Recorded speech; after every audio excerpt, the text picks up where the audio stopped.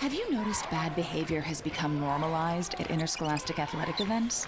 Some fans seem angry. They lack civility toward one another. Some even get aggressive and unruly. Time out! What is going on? This has to stop. Let's not forget, school sports aren't just about winning. And they're definitely not an excuse to take your frustrations out on the official or the opponent. They're about teaching lessons like perseverance, respect, and empathy, so students can learn and grow as people, not just as players. We all have a role to play in setting a good example for our students and teaching them these important values. So fans, it's time to step up your game and behave positively at interscholastic athletic events in Idaho.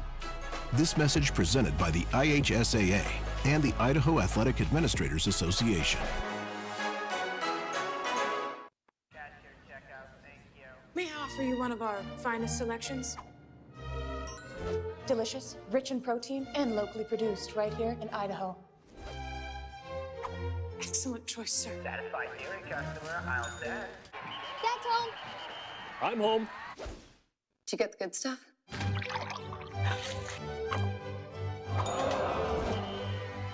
He's lighting it up. He's going in. He scores! Idaho's 529 can be used at any in-state or out-of-state 2- or 4-year college or university. Can be used at a trade school for an apprenticeship. Whatever it is that your kid is interested in, that's available for them to use the fund. I really like the flexibility. It gives Wild the opportunity to pursue a whole array of training. So whatever your child's passion is, you can support that. To learn more, go to idsaves.org.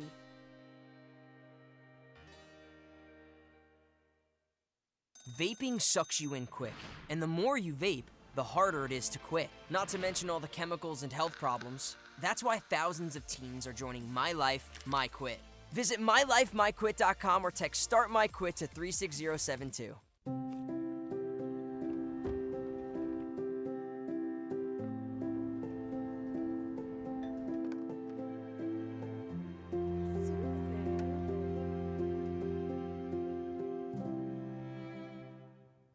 It's that time again. Time to get the health insurance you need for next year. Open enrollment is the time for you to enroll in, renew, or change your coverage. At Your Health Idaho, you can save money with a tax credit on the plan that's best for you and your family. Don't wait. Open enrollment ends December 15th. More coverage, less cost. Only at yourhealthidaho.org. Enroll by December 15th. At Valleywide Cooperative, we're here when you need us. For 100 years, we have been here to help you with food, fuel, and good old-fashioned advice.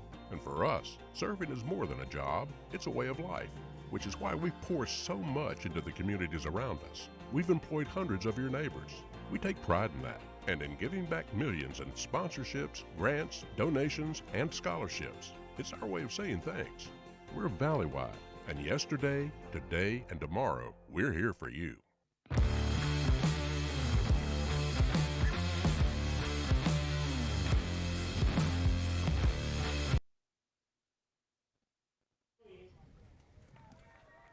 Good afternoon and welcome in to this IdahoSports.com GameStreams production of the 2025 Idaho High School Football Playoffs on the NFHS Network. This postseason broadcast is presented by Project Filter, your local Toyota dealer, Your Health Idaho, Next Steps Idaho, Ideal, Idaho's College Savings Plan, the Idaho Bowl, Valleywide Cooperative, and the Idaho Office of Highway Safety. We now welcome you into the broadcast booth on top of the Bird's Nest. My name is Joel Richardson, and I'm joined by the man from Paul, Idaho, Dallin Fryer. Dallin, it's a beautiful day for some football. Yeah, absolutely. Excited to be here tonight, or this afternoon. I kept saying tonight because it feels like we always do the games at night. But 1 p.m. kickoff, that's the best way to do it. We got a great weather. As I was driving into town today, I saw a woman just riding her horse down the road, and that's this area for you. This is Malta. And we've done a game out here already once this year, and I'm excited to be back. Raft River playing host to the Kamiah Kubs. Raft River Trojans playing host to the Kamiah Kubs. They're currently bringing in their starting lineup. Raft River coming to this game as the number 7 seed in this two-way playoff tournament. and Kamiah coming in, Raft River coming in as the 7 seed, Kamiah coming in as the 2 seed. Last night we had a couple games, neither of them close. Kendrick defeats Notice 80-6. Logos defeats Hagerman 66-14, and Grace defeats Prairie 40-16. The winner of this game gets to play Logos, the number 3 seed, and gets to await again the future foe Kendrick or Grace in that semifinal game. Winner of this one gets to the semifinal matchup. Yeah, and it's just as good as it gets. Like you said, with Kamiah, if they're able to win today, they do a rematch against Logos, who they, if I'm not, let me pull up my note now that I just lost it. They beat Logos 22-20 in the regular season. So one big thing for Kamiah today is don't look ahead.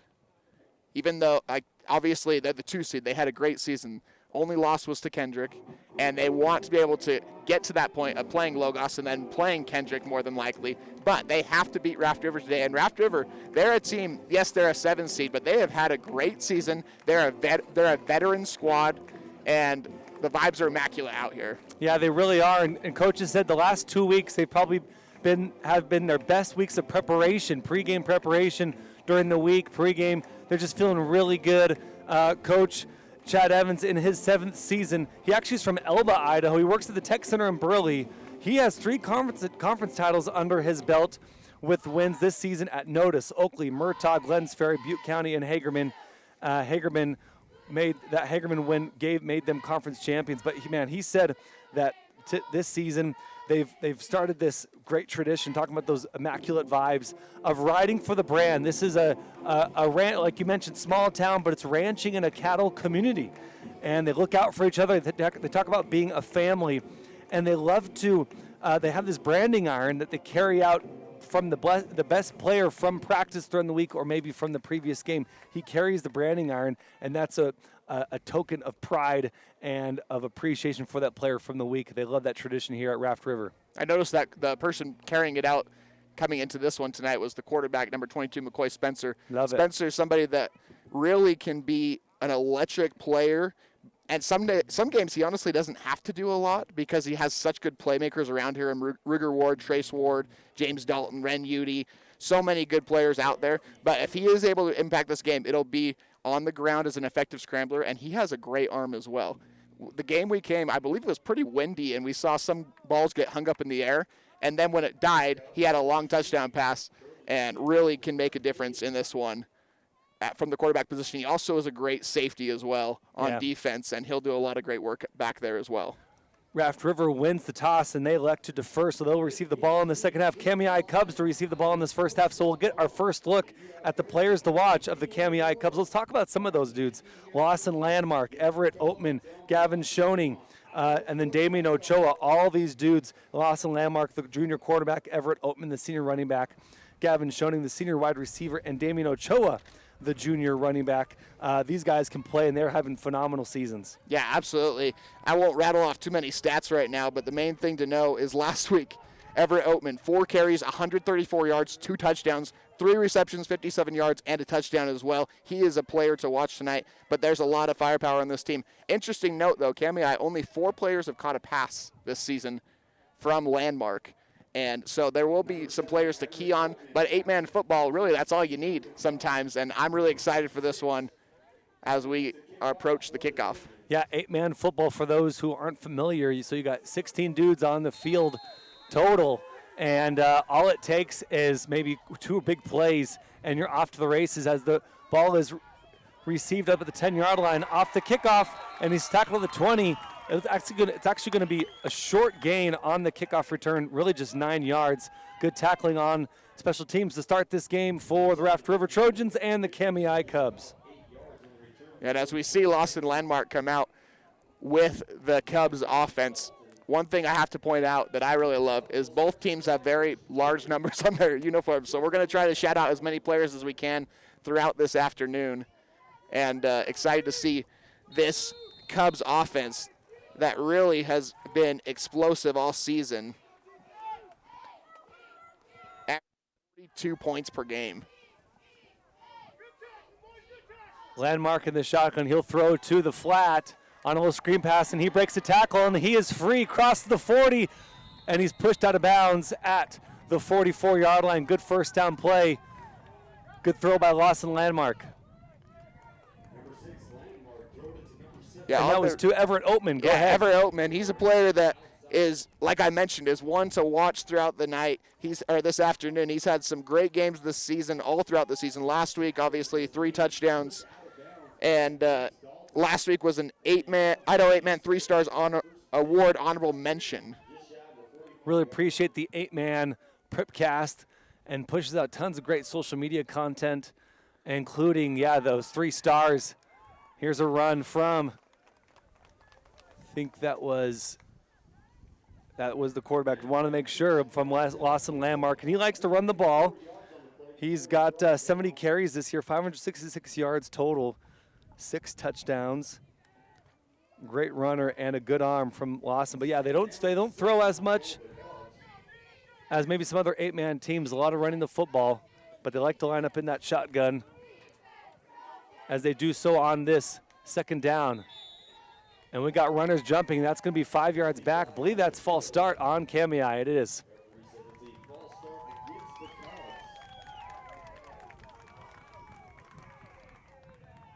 Let's talk about keys to the game for Kamiah. They want to make sure they're tackling well, blocking to the whistle on offense, and then physicality, as this is going to be a lot of smash mouth football throughout this afternoon. Pitch to the outside, crosses the 45, and they're going to mark him at the 46-yard line. Needs to get to Raft River's 46-yard line for the first down. Yeah, on the tackle, first contact was Ren Udy. Ren Udy, another player to watch for tonight, or this after. I'll say tonight so many times this afternoon for Raft River. Udy is a player that's been a big part of this Trojan squad for 4 seasons now. A part of a really good senior class. And we'll see if he and the Trojan defense can get a stop here on 3rd down. Landmark in the gun with Logan Keene on 3rd and 9. Can the Trojans get a stop? They go to the air. That pass is completed, and he is not tackled. Evades 2 tacklers, finally hit at the 20-yard line. Big first down throw and great yards after catch for the Kamiah Kubs. Everett Oatman again. He's the leading target. Leads the team in targets. He leads the team in receptions at the running back position. But as he lines up at receiver here, we'll see a lot of that as well for him through this afternoon. About a 35-yard throw and catch. And here's a run, more positive yards and a good run, 6-yard run for the Kubs.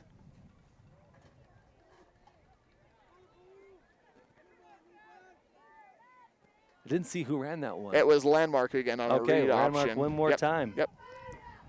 So Landmark's got about 10 yards already rushing on the day. Just about 2 minutes ticked off in this first quarter of action. 2A quarterfinals. It's the final quarterfinal game for the 2A classification. The throw to the left side, that's a touchdown. Methodical drive from the Kubs, and they strike first. On the reception was number 11, Gavin Schoening. Schoening also last week had a touchdown, and he's going to be a player to watch for the Kubs throughout this one. Really, like you said, methodical drive, a lot of Oatman, and then a lot of groundwork as well. Ends up resulting in a passing touchdown. They try to go to the ground, and they're in for 2 more. So Lawson Landmark, 1 more rush, gets the 2-point conversion to go, and our score is 8-0 off a quick drive from the Kamiah Kubs. You love to see that if you're a Kamiah fan. And now that it's 8-0, let's recognize some sponsors.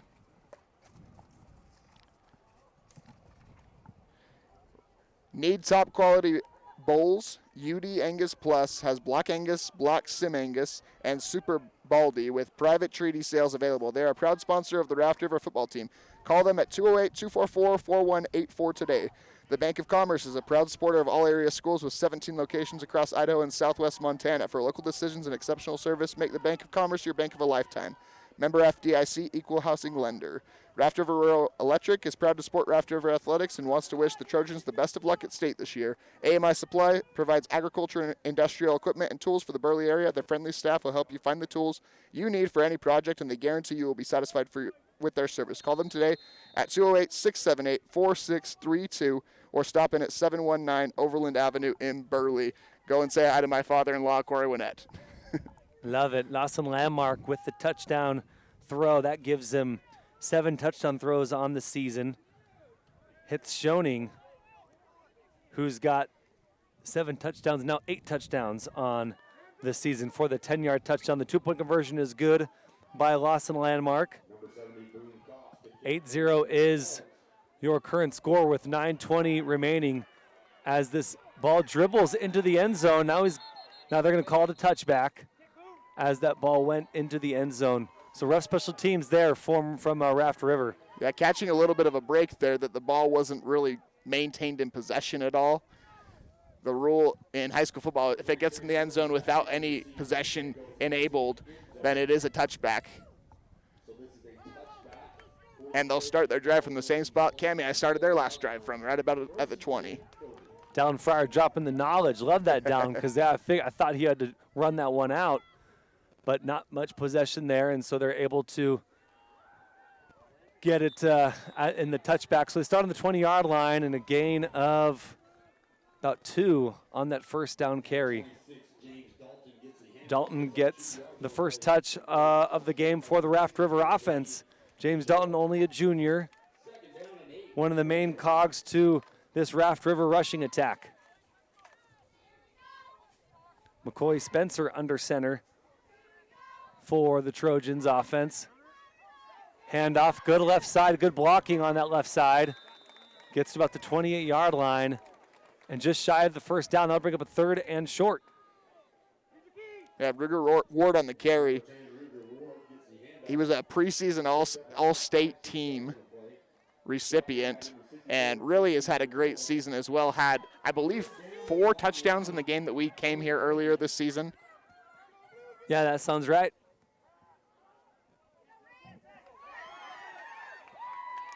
Nice play to the outside to get the first down and then some more. About 11-yard play there for the Trojans. Yeah, Ren Udy on the reception there. As Spencer rolled to his right, really had no problem getting the ball to Udy. And that's one thing about this Raft River offense that is different than a lot of teams throughout this division of 8-man football is they can go under center and they can go in the shotgun, which really mixes it up well for when they need to pass it, but they can also run the ball from either place as well. So on the 3rd and short, they go to Ren Udy on the throw, and he is wide open to that far side. 11-yard reception for Ren Udy. Here's a handoff. Lowers the shoulder and falls ahead for a good almost 5-yard gain.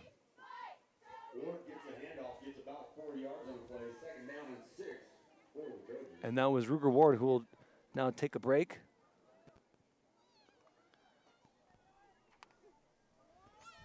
Ruger Ward's already has 8 yards on the carry. Spencer under center. Pitch to our near side. Got a lead blocker, gets to the edge. This is Trace Ward. Finally pushed out of bounds, crossed the 50-yard line, gets all the way to the 46. Great pitch play there from the Trojans. Great lead blocking from number 26, James Dalton. And that's one thing that we noticed in the game that we came to earlier this year. These Trojan outside men are not afraid to block downfield.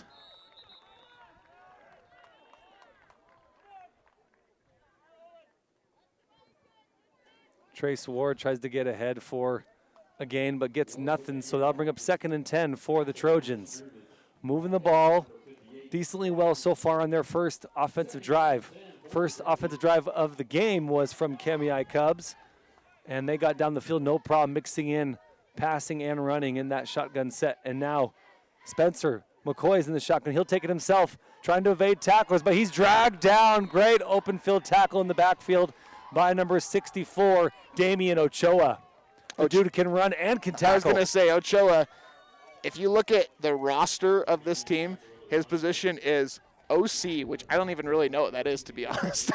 He does a lot of carrying the ball, but he also does a lot from his linebacker position. That's right. I mean, it really could be. He created his own position. And he is their leading tackler on defense. We'll say his name a lot. Spencer in the shotgun. They're 3rd and 11 behind the sticks, big time. Throw to the outside is completed, trying to get to the first down. He does.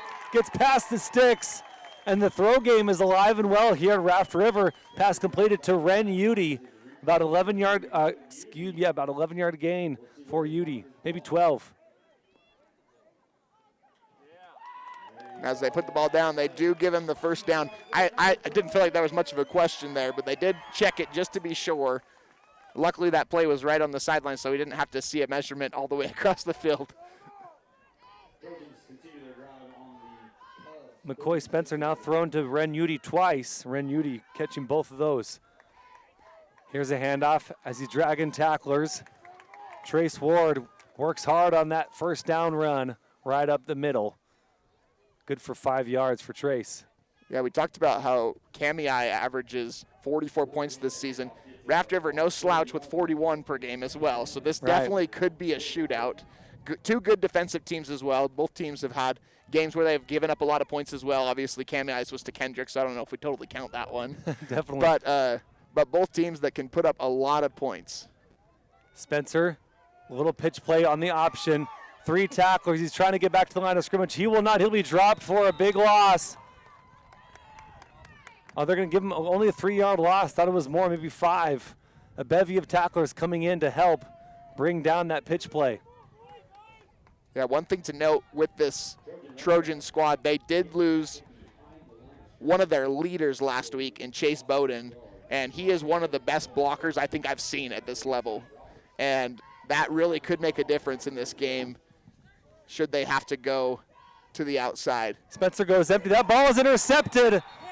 Was just to the left of the intended receiver, Ren Udy.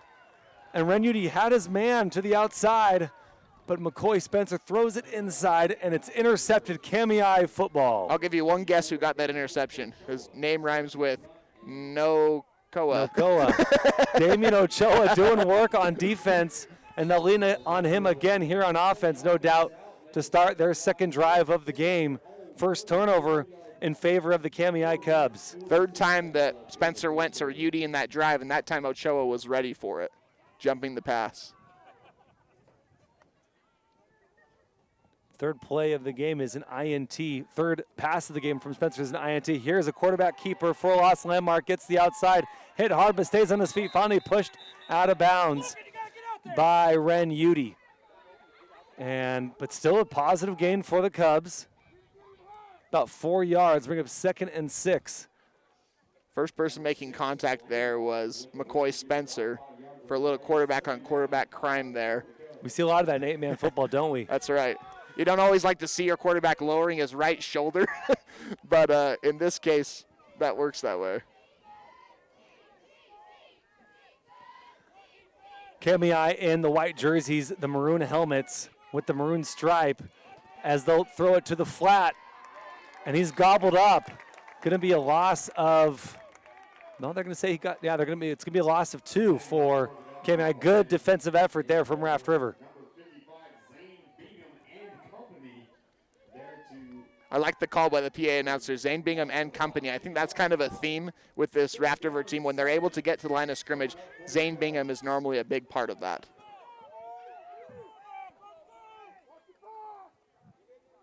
So 3rd and 7. Can Raft River get a stop here? They bring the pressure. Landmark rolls out of that pressure. He'll end up throwing it. Almost gets a hand up. Well, does get a hand up, but not enough. Ball falls, a complete pass intended for Everett Oatman. Landmark dropped back to drop back to pass. But that pass was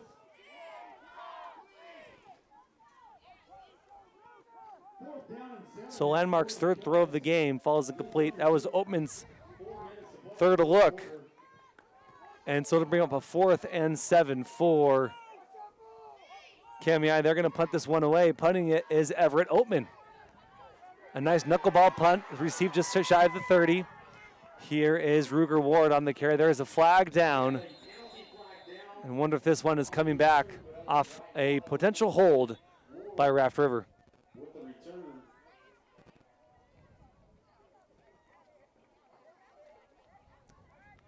So Kamiah gets the INT, but they aren't able to convert any points off of it, so no harm, no foul for Raft River, although here is a foul here as the officials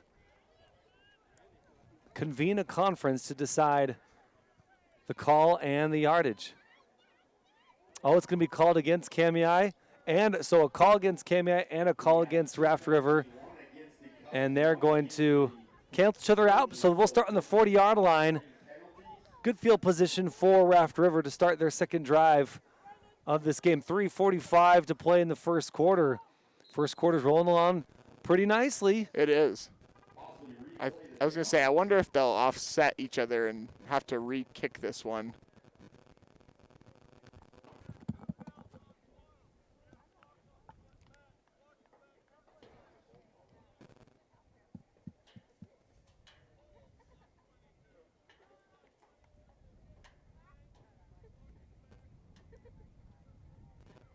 So a block in the back against Kamiah and a hold against Raft River. Oh, no. Okay, so both penalties against the Trojans. I was going to say, I don't understand why the play is going to continue or how Kamiah would really get a block in the back. Like, it just, you don't see that on punts very often. So now as they back up a little bit, that makes more sense. 10-yard penalty from where the Trojan was tackled. This is a first down and 10. The Trojans will start their drive on their own 30-yard line. So the Trojans will start on the 30-yard line with 3:45 to play in the first quarter after those penalties.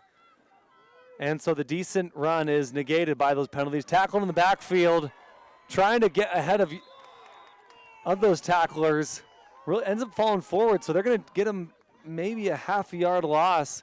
Good effort there, despite being tackled in the backfield. On the tackle there was Damian Ochoa once again. I'm curious how many times we're going to call his name tonight or this afternoon. He really is living up to the hype thus far in this one. Damian Ochoa, one of the key players for the Cubs. Coy Spencer in the shotgun. He puts Trace Ward in motion. Trace Ward takes it on the fly sweep. Fly sweep to the right side. Another flag down on the play.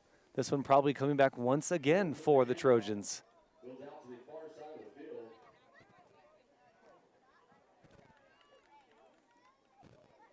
Decent fly sweep. Another play, though, including that kickoff return. Two decent plays negated by penalties committed by Raft River. And a lot of times, Raft River, not a highly penalized team, but when you're playing bigger, stronger line, you tend to end up holding as that line is pulling away, as they are doing a good job of getting away from the edge. Yeah, we mentioned how Raft River does have a good quarterback, a good throwing quarterback in McCoy Spencer.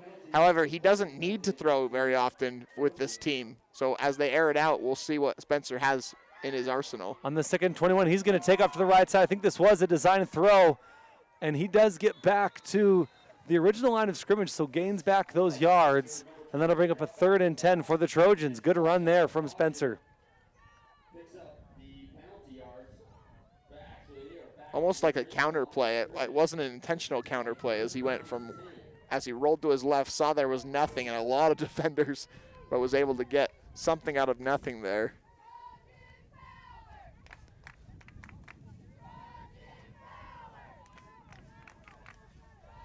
So 3rd, and it's actually going to be 11, so almost gets the yards back. Maybe 3rd and 10 and a half. McCoy Spencer, 3-step drop, finds his man in the middle. He was wide open on the slant.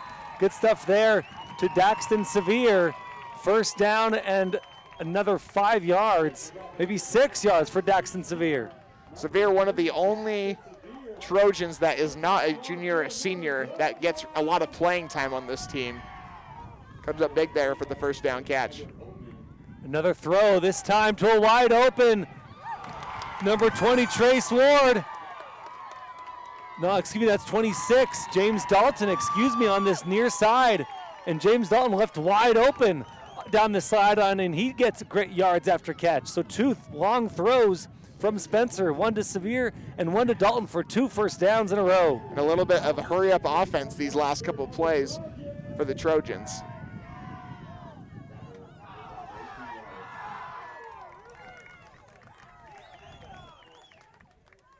A short gain there from Ruger Ward.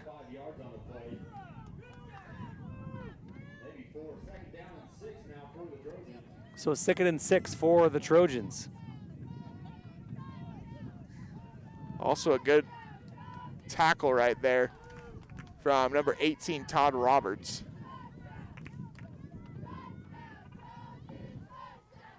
Here's a throw to the right side. Diving for it is Ren Udy, which falls incomplete. So it'll bring up 3rd and 5 for the Trojans.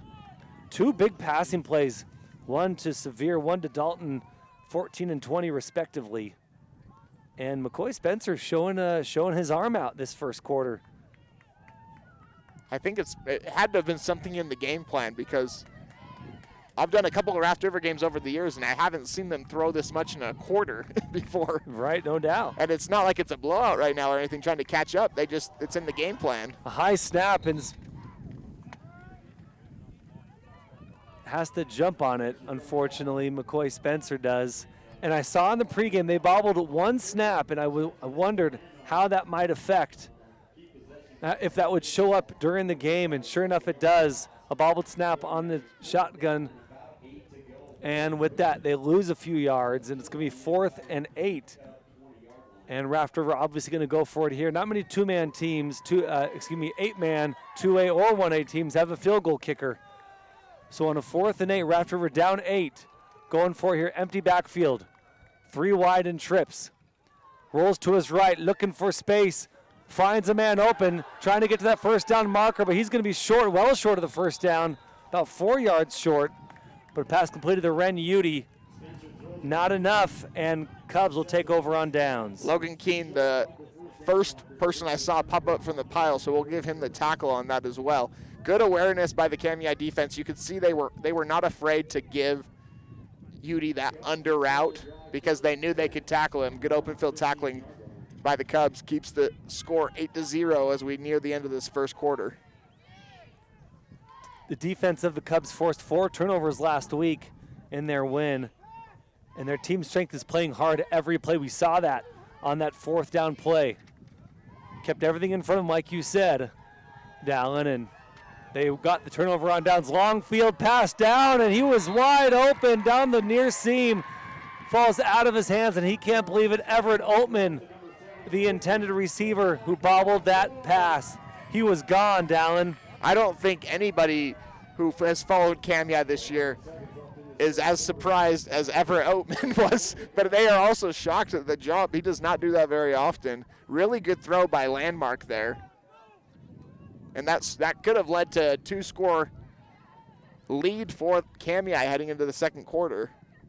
We'll see if they go back to the air here on second. 11 seconds left before the end of the first quarter. And a strong second effort from Everett Oatman really goes nowhere. And he's dropped for a loss of about 1 yard. That'll bring us to the end of the first quarter. 8-0 Kamiah Kubs lead. What do you got, Dallin? Yeah, from Kamiah, a couple power boosters. Jesse Hunt Logging, Clonger's Marketplace in Kamiah is a full grocery featuring meat, produce, and sundries, as well as sporting goods. No matter your need, you will find it at Clonger's. Clonger's Marketplace is a proud supporter of the Kamiah Kubs and wishes them the best of luck in the state tournament. Speaking of power boosters, do you have what it takes to be a power booster for your school and IdahoSports.com? Power boosters are a great way for you and your business to be seen by tens of thousands, even hundreds of thousands of current and potential clients and customers. And the best part, it's 100% tax deductible. Email sales@IdahoSports.com to find out more about how you can become a power booster on IdahoSports.com. Make memories last a lifetime by owning the digital file of this game for just $15. Just click the Download Archives button to order yours. Join Idaho Sports Nation on Facebook, Twitter, Instagram, and YouTube. Watch Prepcasts and get updates, breaking news, pictures, and more on IdahoSports.com. Probably should watch the best Prepcast on IdahoSports.com, the East Idaho Prepcast with Sean Kane and myself. Talking about all the big stories from Districts 5 and 6. Sometimes we hit up some District 4, especially with like teams like Declo and Wendell joining the SCIC and 3A football and other sports. Which I can say has been awesome for that conference as well. It just really the conference was already changed. stacked. It was. It became even more stacked. And I mean a little bit of longer trip for Wendell and any team playing Wendell, but I think I think they would say other than the travel, they like what they're able to do in that conference. Kubs feel that pressure. The pass is completed this time, and he's off to the races. Everett Oatman, 30, 25-20. Can he get to the 10? He can. 5, touchdown. Everett Oatman.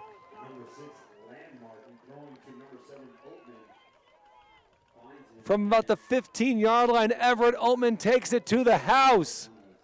A little bit of a redemption there for Everett Oatman after having the long pass dropped just before the end of the first quarter, comes out in the second quarter. I almost wonder if he went up to his coaches, I'd give me another one.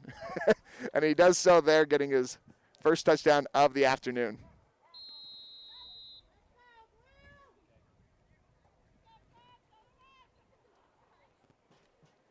And also he looks a little bit tired now.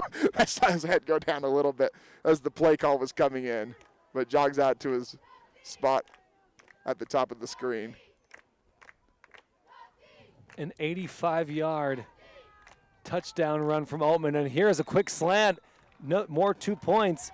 This one completed to Gavin Schoening. And Gavin Schoening makes it 16-0. Kamiah so far owning this game as we're starting this second quarter. As we recognize a couple more power boosters before this kickoff from Raft River. Raft River Rural Electric is proud to support Raft River Athletics and wants to wish the Trojans the best of luck at state this year. AMI Supply provides agriculture and industrial equipment and tools for the Burley area. Their friendly staff will help you find the tools you need for any project, and they guarantee you will be satisfied with their service. Call them today at 208-678-4632 or stop in at 719 Overland Avenue in Burley.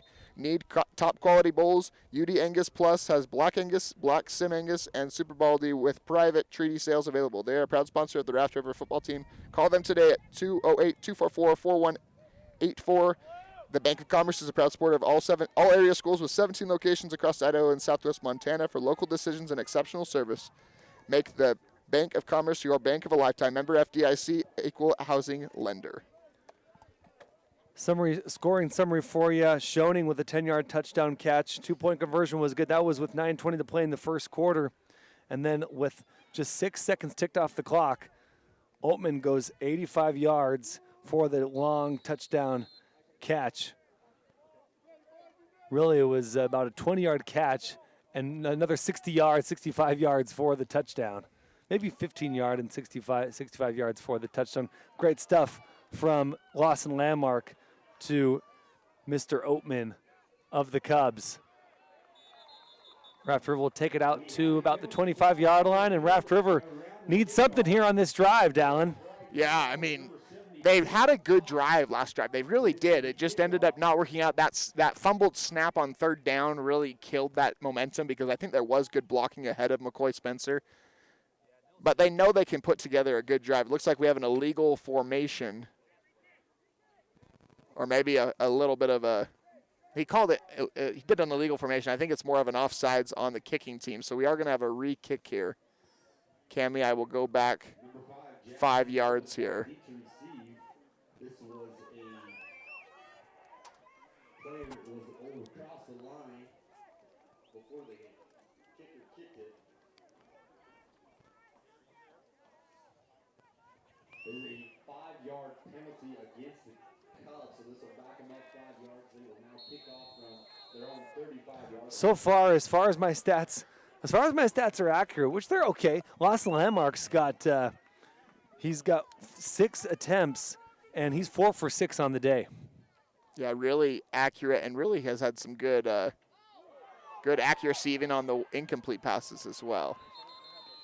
Good field position for Raft River to start. Everett Oatman comes in quick on that tackle as they did a little pooch punt. Got to about the 40-yard line, and Raft River was able to bring it to the 45. So Raft River will take over with decent field position, not good field position to start this drive. 11:42 to play in the second quarter. Joel Richardson with Dallin Fryer on the call. This Saturday afternoon at game start, the game was temperature was 48 degrees with about 6 mile per hour winds coming from the southwest, and those winds have gotten colder as the fall is continuing to wane on. Yeah, it's a lot better weather than both of the games that we had last night. I was over in Twin Falls, you were over in Idaho Falls, and I'm glad for the sunshine. Very thankful for it this afternoon.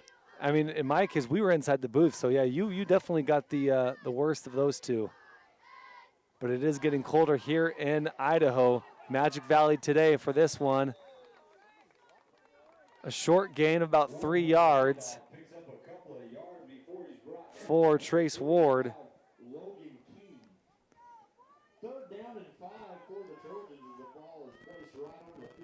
And Trace Ward gets 3, so after a 2-yard gain, here's a 3-yard gain from Trace Ward. And that'll bring up a third and manageable for the Trojans. They go empty. Dual set on both sides. Spencer back to pass, finds his open man, that's completed. He's met by 3 tacklers. Another great catch from Daxton Severe on a deep slant. Severe really has been impressing me today. I don't remember calling his name hardly at all in the game we did, 5 weeks ago? Right. And he's really come into play, and obviously filling that Chase Bowden spot that was there before, but doing a good job.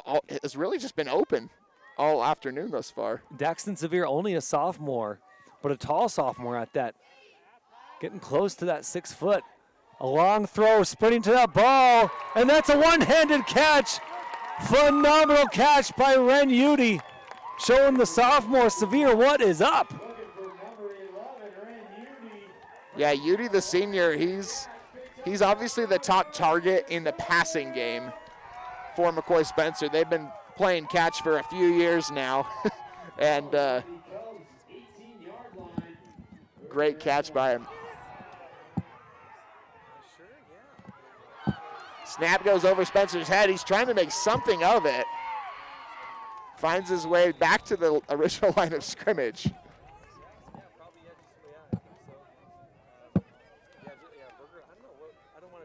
Snap goes over number 22, Spencer's head. Loses about 15, 20 yards. He was able to get back almost to the original line of scrimmage. So after all of that, it comes out to just a 1-yard loss. Second down and 11. Spencer was brought down by number 48, Blake Beechaver.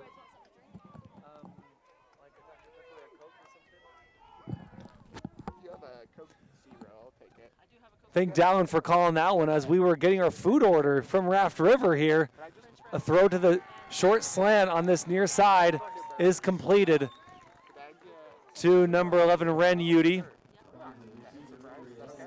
And the receiving game is alive and well.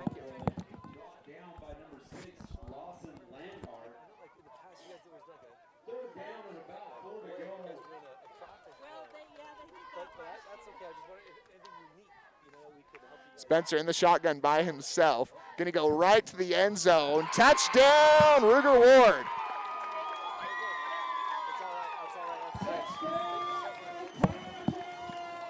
Great pass by Spencer. They went 5 wide on that play.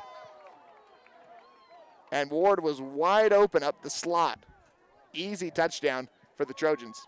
About a 10-yard touchdown catch from Ruger Ward, right? And we'll talk about why Dallin and I have been kind of going back and forth on this play call in just a little bit. But yeah, they go 5 set. Ruger Ward is right there. And Raft River says, you guys can throw, Kamiah. Watch this. Mostly throwing on this drive. We'll see if they can get in for 2 more. Getting between tackles is number 20, and that's going to be good for a 2-point conversion. Trace Ward answering the call. Yeah, after a really rough first quarter offensively overall, a good drive that didn't result in points obviously set a little bit of momentum for the Trojans, and they were able to get some points on the board. Really a strong drive and exactly what you want coming into the second quarter, as it's 18-6 with 8:26 now left here in the second. And I could smell smoke from the cannon.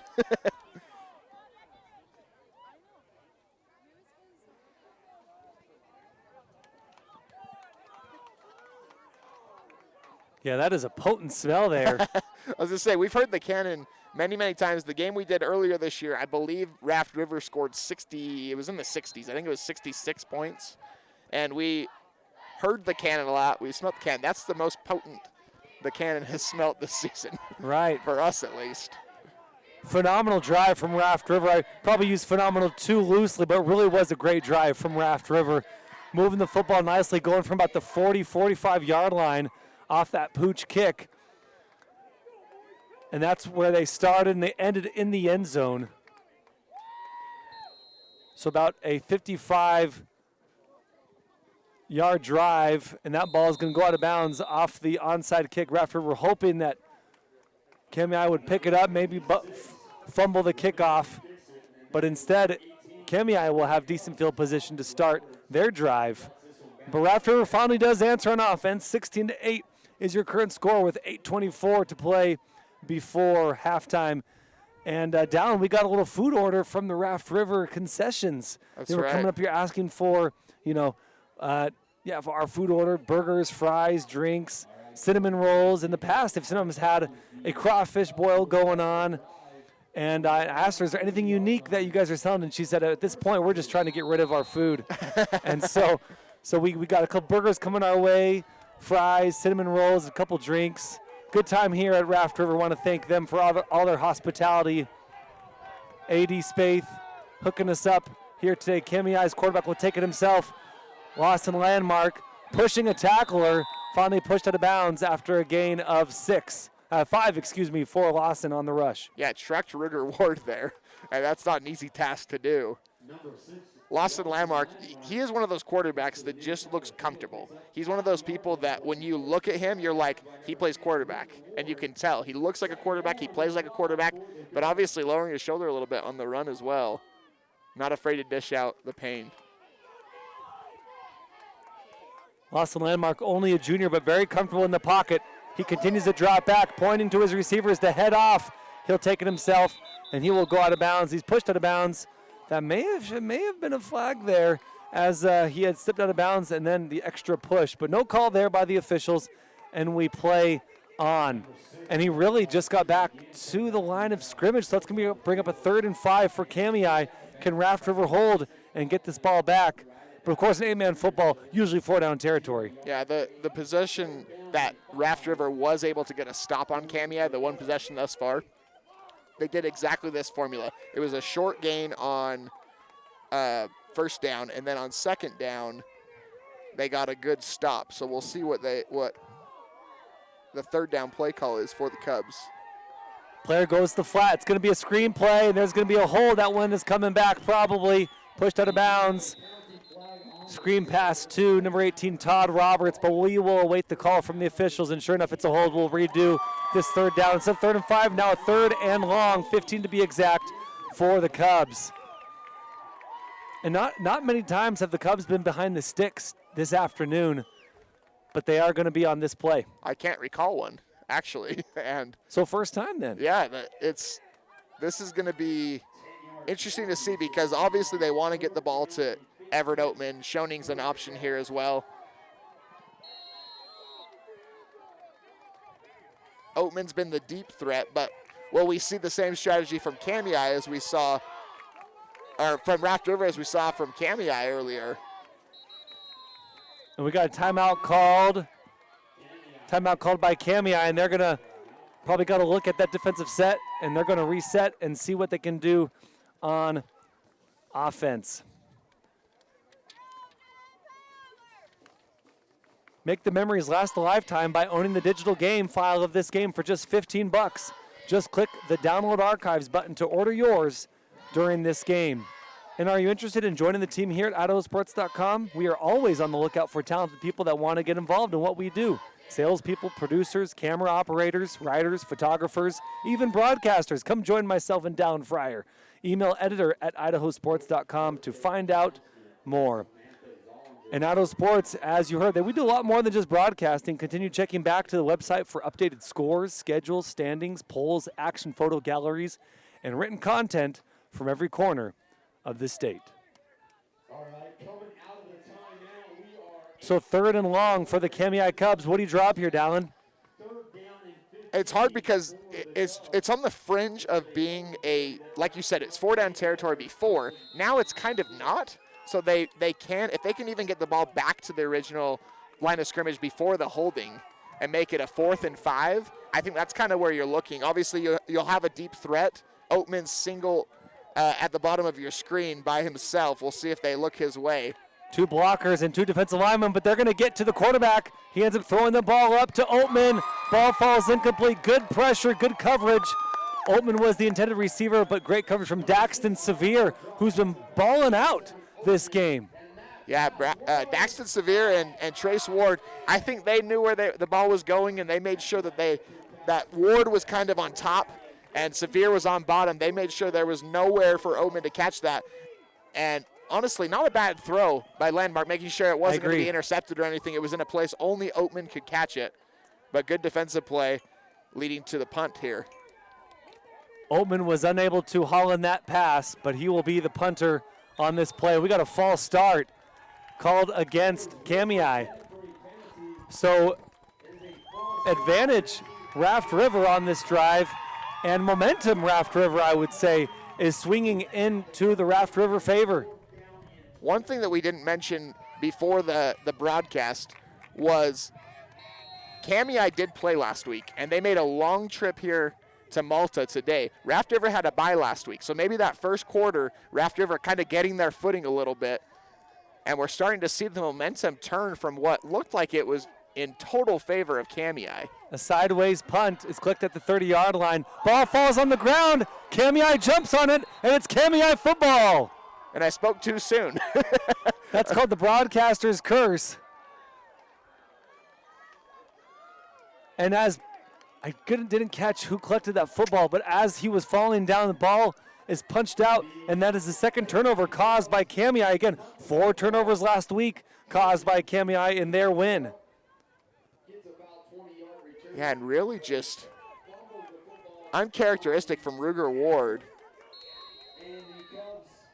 And like you said earlier, when Raft River forced a turnover, when Raft River forced the punt after turning the ball over, it just suddenly turns back into a continued possession for Kamiah. 7:40 to play before half. Quarterback keeper evades a tackler, bounces outside. He's got room. Got 2 guys to beat. Splits them, splits another one, and he's going to be in the touchdown.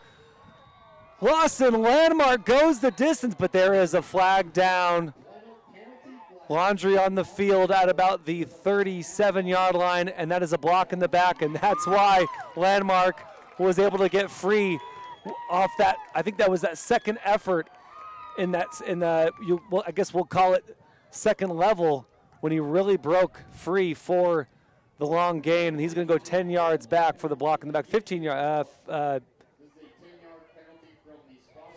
10-yard penalty, excuse me. So that Landmark touchdown negated due to the block in the back. Good elusive run by Landmark. I saw Ever Oatman sitting down right where the flag was, so I wonder if he wasn't the culprit on that one. And penalties, just kicking the Kubs on this drive. Empty backfield, 3 set. Almost sacked, runs into his own blockers, trying to get that ball away, and finally brought down for a big loss. Add insult to injury and a flag down. I think it's going to be intentional grounding. Okay. As Landmark was trying anything to get the ball out, but where it came out a little bit late, the ball didn't get back to the original line of scrimmage, so I'd be shocked if this isn't an intentional grounding. Daxton Severe was there again, this time on the almost sacked the quarterback hurry, if you will, forcing the potential penalty here. We'll wait for the call from the white hat. Officials doing a great job so far this game. And if it is intentional grounding, it would be a spot foul and a loss of down, essentially just a sack. Right. Intentional grounding for sure. So wish we could officially give it to Daxton Severe, right? Because you say it's like a sack. Yeah. But on the books, it's not. But Daxton Severe, there were a couple other guys there, but Severe was one of the first guys there to get to the quarterback. And we talk about how basketball is a game of runs. And in that case, momentum as well. Football, though, the momentum can swing. It takes a few plays, but it can swing so quickly in football. And obviously a different type of penalty there, but still, that's 4 penalties. If you disregard the punt, that's 4 penalties this drive. 2nd and 29. Not sure what you call on 2nd and 29. Another rush, and that ball falls incomplete. Definitely felt the pressure from Daxton Severe once again. That sophomore is balling out. Pass intended for number 11, Gavin Schoening. And Landmark had to hurry out of that pocket thanks to Daxton Severe's efforts. So 3rd and 29.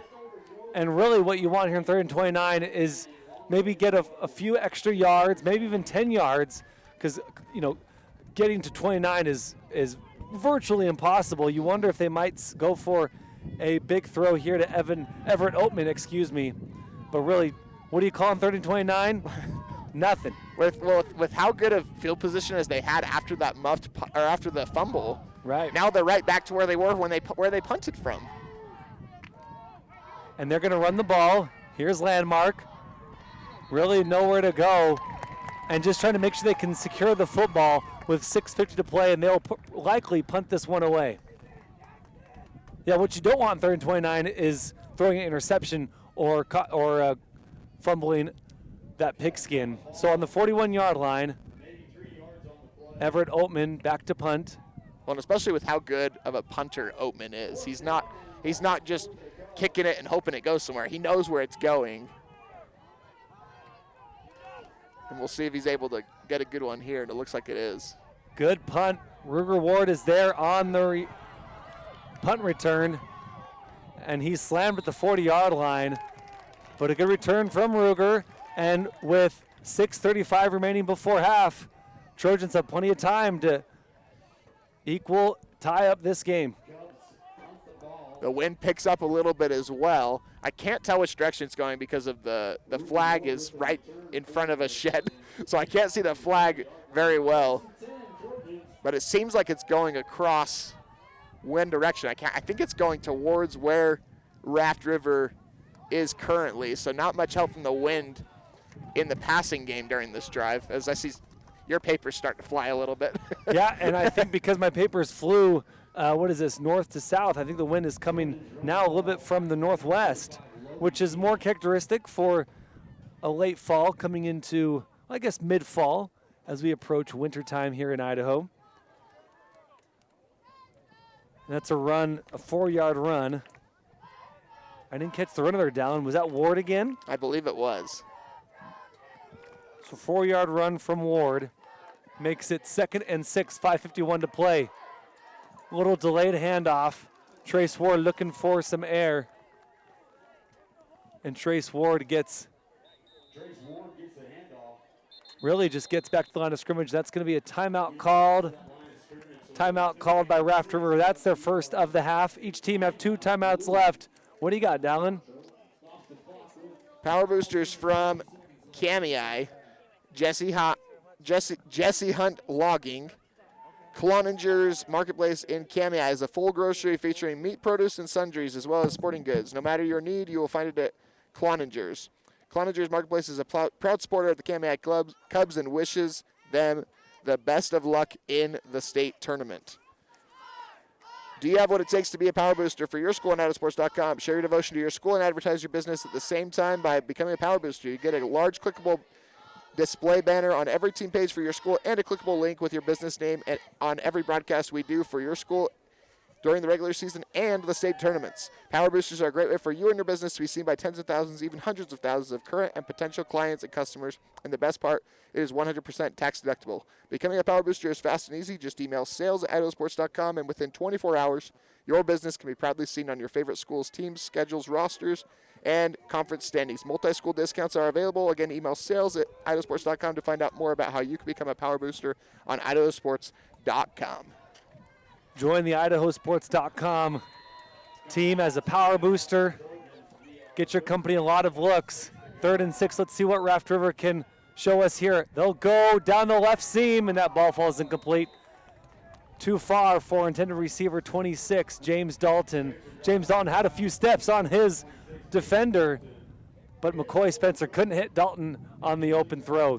Bring up 4th and 6 with 5:35 remaining. Now their team really wants to take this game into their hands. Yeah, really, which is a testament to both defenses, right? Like, as much as we talked about, both offenses are really good. I'll have to pull it up in a second. Both these defenses have also been pretty good throughout the season. Raft River only giving up 24. The Cubs giving up 18. McCoy Spencer flushed out of the pocket, runs to our near side, looking downfield. He's got his man, but it's intercepted. Incredible play by Lawson Landmark, the quarterback, who saw the throw coming and immediately took off down the sideline and intercepted that ball. That is the second interception by the Kamiah Cubs. 3rd turnover of the ball game caused by Kamiah. One thing with that, I mean, it essentially turns into a punt because with the interception, the yardage changes quite a bit as well. So you almost wonder, should Landmark have just knocked that pass down, because they could be starting at the other 45 instead they're on their own 30. But the turnovers look good in the stat column as well. It obviously is a momentum changer. Kamiah Cubs now have caused 3 turnovers on the game. Interception, fumble, interception, all in the first half. Can the Cubs make this a 2-score ball game? Good running from the quarterback, spins out of a tackle, dragging tacklers all the way to the 46-yard line, and that's a 16-yard gain for Landmark. Landmark had that touchdown called back and obviously can do a lot of work on the ground. As the clock continues to tick, we still have a lot of time in this one. I mean, we've seen a lot of possessions in the second quarter, it feels like. Yeah, definitely the second quarter has been much slower than the first. Both teams throwing a lot more in the second quarter. A few more penalties. Under 5 minutes to play before half. 16-8. Ball on the 46-yard line. Landmark hands it off through that B gap. Gets a few more yards. Good tackle there from number 11, Ren Udy. And that was Oatman on the carry. We got a player down, though, for Kamiah. Can't see the number on that, but hoping he's okay. Obviously, in 8-man football, you never want to see an injury anyways, but especially in 8-man football, the numbers are not quite as large. But you pointed out earlier, in the 2A ranks, whoever wins this game will go and play Logos. Last night, Logos defeating Hagerman 66-14. And I actually called the Logos-Hagerman game in week 1 this season as well, and the score was about the same. So Logos, a team that is in this White Pine conference with Kamiah, with Kendrick, and really, correct me if I'm wrong, the top 3 teams in the 2A ranks. Yeah, I think that's right. Of course, Raft River might have something to say about that, but I think you're right there. You also have Grace. They're number 4 in this tournament. And, technically according to the tournament, according to Max Preps, you got number 1 Kendrick, right? And you have number 2 Kamiah, number 3 Logos, and number 4 Grace, number 5 Prairie. Grace, of course, won that game last night. So, yeah, Kendrick, according to Max Preps in the 2A football tournament, Kendrick 1, Kamiah 2, Logos 3. And with the interesting thing with this as well, where Raft River won their conference, that's the reason why Kamiah, even though they were the number 2 seed, they did not win their conference, so they have to come out to Malta for this game. Obviously a long trip like we talked about. And Raft River coming off of the first round bye, that's the luxury of winning your conference. like you talked about with them defeating Hagerman. That's number 70 who was injured on the play, Boone Cox. One of the outside guards, one of the guards on this team, also plays defensive end, a 6'1", 220 junior. And hopefully he's okay. Hopefully it's just a cramp, but he's trying to walk it off. He had some help getting off the field, but as he was getting off the field, tried to go on his own. Yeah, a little bit of a limp. Almost wonder if he just got rolled up a little bit. Right.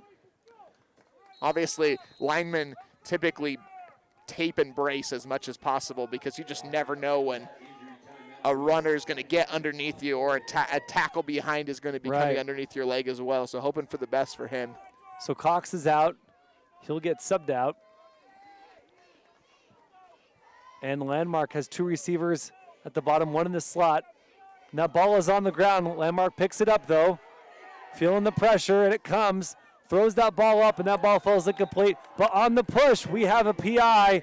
Easy call there. Ruger Ward was in coverage and had too much of his arms extended too much on that coverage, and that's an easy PI call by the officials. Yeah, I think the throw would have gone over both of their heads, but obviously Ruger Ward trying to make a play there as we near the end of this second quarter, wanting to get the ball back for Raft River in good field position and pushing off, resulting in the pass interference.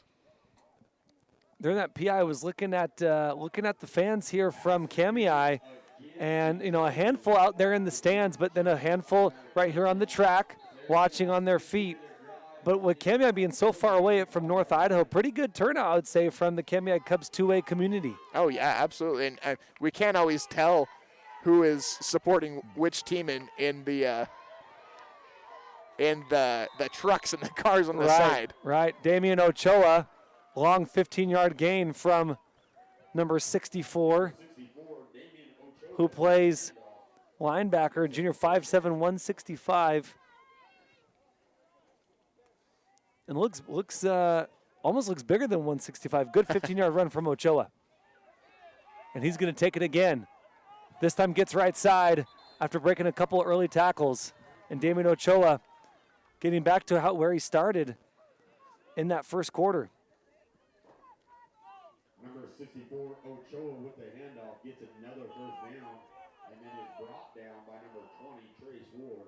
So 2 first downs for Ochoa. Those might have been his first carries of the ball game, actually. I think they were. Yeah, so 2 carries, 1 for 15, 1 for 10. And here's a carry by Oatman. They're pushing the pile, trying to get in the touchdown. Do they? What a push from the Cubs, and they're in for 6 more. Thought he was dead at right at the line of scrimmage. Oatman continues to push the pile, and he's in for 6. I was thinking of saying, I think Oatman was probably a little jealous of the blocking on those last 2 plays that Ochoa was able to get on his running play. It didn't really matter because he was able to push his way to the end zone with the help of his teammates as well. Good play by Kamiah. That offensive line got a phenomenal push. And Oatman kept his legs churning, pushing that pile, getting plenty of help from his offensive line. Here comes a 2-point conversion. Throw to the far side completed, no problem there.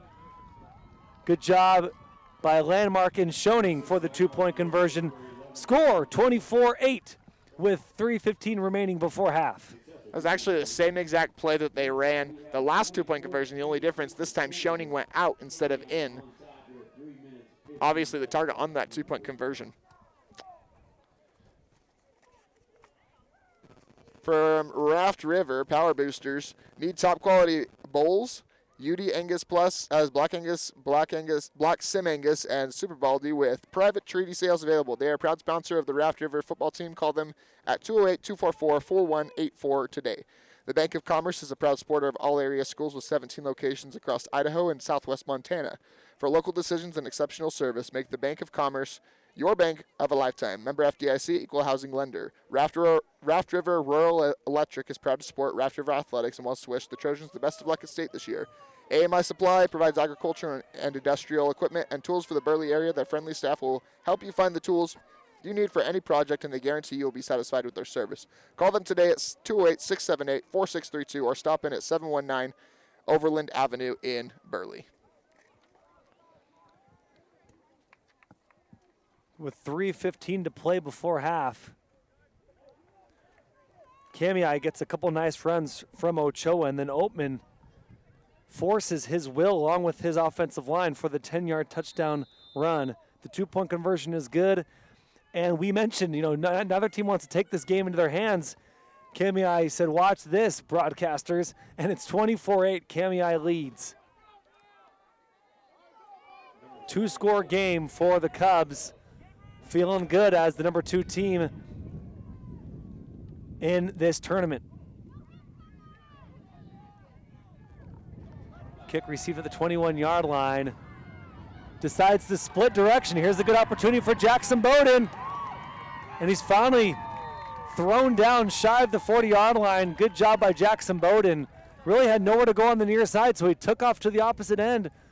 And a lot of times, you see green grass and you're super tempted to go that direction. A lot of times it actually doesn't work. You end up running further than you need, and the defense is able to get there. But Bowden makes a good decision there. Yeah, first time we've called his name. Yeah. This afternoon as well. Someone who I remember had a touchdown late in the game that we were here last time. And one of the future contributors to this Trojan squad being only a sophomore. Empty backfield puts a man in motion, and that is going to be a handoff to that man in motion. Trace Ward gets some good tacklers, almost breaks a tackle for an even bigger gain, but it's a gain of about 13 yards for the first down. Good run there from Trace Ward. First time we've seen Ward outside the tackles as they've gone up the middle a couple times with him. Trace Ward, one of the players to watch for this team. He's got tons of experience, only a junior. And receiver had another step. Again, James Dalton has had 1-2 steps every time on the attempted throws. They've only been able to complete a few of those, though. I think this wind really affecting both those passes as Spencer's trying to put a little bit more on it. Both times has had him wide open, though. That's about 3 attempted passes to Dalton. One has gone for 20 yards, but the last 2 have fallen incomplete. Spencer, alone in the backfield, gets the throw off the quick slant to the outside.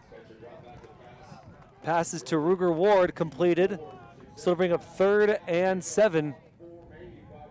Oh, excuse me, 3rd and 6. Great tackle by number 18, Todd Roberts, as well.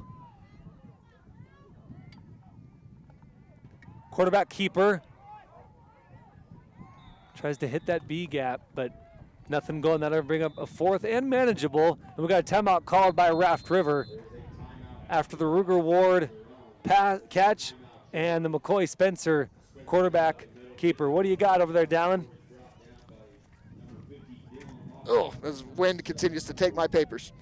Join Idaho Sports Nation on Facebook, Twitter, Instagram, and YouTube. Watch Prepcasts and get updates, breaking news, pictures, and more. Do you have what it takes to be a power booster for your school on IdahoSports.com? Power boosters are a great way for you and your business to be seen by tens of thousands, even hundreds of thousands of current and potential clients and customers. And the best part, it's 100% tax deductible. Email sales@IdahoSports.com to find out more about how you can become a power booster on IdahoSports.com. Speaking of power boosters from Kamiah, Jesse Hunt Logging. Cloninger's Marketplace in Kamiah is a full grocery featuring meat, produce, and sundries, as well as sporting goods. No matter your need, you will find it at Cloninger's. Cloninger's Marketplace is a proud supporter of the Kamiah Kubs and wishes them the best of luck in the state tournament. That luck looks like it's been good to the Cubs thus far in this one. You talked about it earlier. They have 3 turnovers that they forced out of the Trojans. And it's really crazy that the score's 24-8 with those turnovers, because I think all of those turnovers didn't really affect the game. Right. Is that weird to say it that way? Like, it feels like that. Yep. 3 turnovers caused by Kamiah, and maybe they capitalized on the last interception, but the first 2, no. Here's a long throw to the near side. Pass caught into enemy territory, just shy of the goal line. Tackled at the 2-yard line. Perfect throw from Spencer to Ren Udy, setting up an opportunity to punch one in for 6. Not the first time they've gone deep, but the first time they've gone in a while to Ren Udy via the deep ball, as Dalton's kind of been Dalton and Trace Ward have been the deep ball threats so far. About a 50-yard throw from Spencer to Udy. Pitch play to the far side. Evades a tackler. Cuts inside, and he's in for a 6. Great run there from Trace Ward. Light that cannon. I'm sure as a Raft River Trojan, there is no better sound than hearing that cannon. Trace Ward doing a good job evading a few tacklers as well. And an all-important two-point conversion. You talked about no kicking game really at this level. Every two-point conversion matters, especially where Kamiah has converted on their first 3. In the gun is Spencer. Spencer's going to hand it off on this jet sweep. They're actually going to throw it, and he's in. That's the NFL catch. Wonderful stuff from Ren Udy. Had the massive 45, 50-yard reception, and then gets a two-point conversion after the touchdown from Ward. Minute 48 here left for the Kamiah offense. Last time Raft River did do an onside. I would imagine they probably won't go back to that here. Obviously trying to stay afloat heading into half. Do you remember who got the ball to start the game? I did, yeah. It was Kamiah, so Raft River will start the second half. So Raft River, if they're able to get a stop here, they basically get a chance to double up. And I think timeouts are still in play. I don't think Raft River's they called one last possession. And I think Kamiah used all of theirs the previous possession when Raft River had the ball, or I should say 2 possessions ago. And so it'll be interesting to see what strategy there is here. If Raft River will just try to play to go into the half defensively, or if they'll play a little bit more aggressively and try to get some more points on the board. Kamiah, obviously, we'll see what they do as well. That play set up from Spencer to Udy, the 45-yard reception that got them inside the 5-yard line. Great kick here. And here is Everett Oatman trying to get free, and he's tackled at about the 10-yard line. Great special teams opportunity from Raft River. Kamiah deep in Raft River territory. And James Dalton really came up with a big tackle there, even though it is way back in their own territory at the 10. If he hadn't gotten that tackle there were already 4 Raft River Trojans that were past the play. So Oatman, one of the best players in the state, at any level really, has 4 players to beat to score a touchdown there. And so that could have gone a completely different direction if Dalton hadn't held on there. Kamiah in their own territory, on their own 10-yard line. Could Raft River get their first turnover of the game? Again, Kamiah, the number 2 seed in this tournament, Raft River number 7. But Raft River got the home field advantage thanks to winning their conference. Quarterback in the zone. Throws it to the right side. Player was wide open. Finally goes out of bounds. About a 16-yard reception. Great yak from Gavin Schoening. Schoening doing a little bit of hurdle work over there as well, which led to about 4 extra yards for him. And suddenly they're right at the 30 after really, and it almost took no time off because of going out of bounds as well. Good awareness by Schoening to get to the outside. Yeah, you're right. They're at the 30-yard line. So that's actually a 20-yard reception by Schoening. Landmark hits Oatman. Oatman gets to the outside. Pushed out of bounds by number 20, Trace Ward.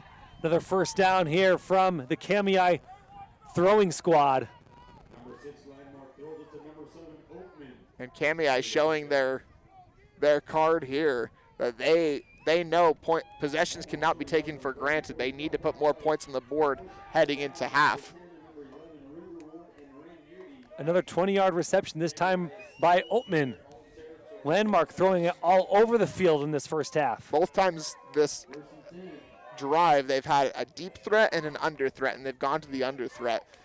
We'll see if that's kind of lulled the Raft River defense to sleep and if they take a shot here. 1:26 to play before halftime.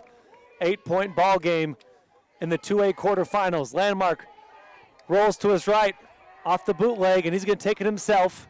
Not sure if that was a quarterback designed to run or not, but either way, good positive yards from Landmark. And it's about an 8-yard gain for the junior quarterback. And I think they did want to take a shot there because Oatman had an out and up. It was a sluggo route by him coming out of the backfield. But good pressure by the Trojans. And even though there was a gain, it could have been a lot worse. I love the sluggo call, by the way. Just the name is great. You know, you got your slug and then go, or your sluh, right? Just sluh to the right, to the outside, and then go. Call it a sluggo. That's my favorite name in football calls. Oh, yeah, absolutely. Landmark in the gun. Gets a great block. Looking downfield. Finally hit. Not sure why he didn't get rid of that ball, but he's tackled at the 40-yard line, shoved down by Trace Ward. Excuse me, not Ward. That was James Dalton. James Dalton, my apologies to you and your family. Shoves down Landmark for a massive loss on the 3rd and 3. I'm also going to apologize because I pulled the camera right as he was about to, because I thought that there was no chance that he wasn't going to throw it there, and he held on, making this a long 3rd down. And Raft River, that's the beauty of keeping your timeouts to the end.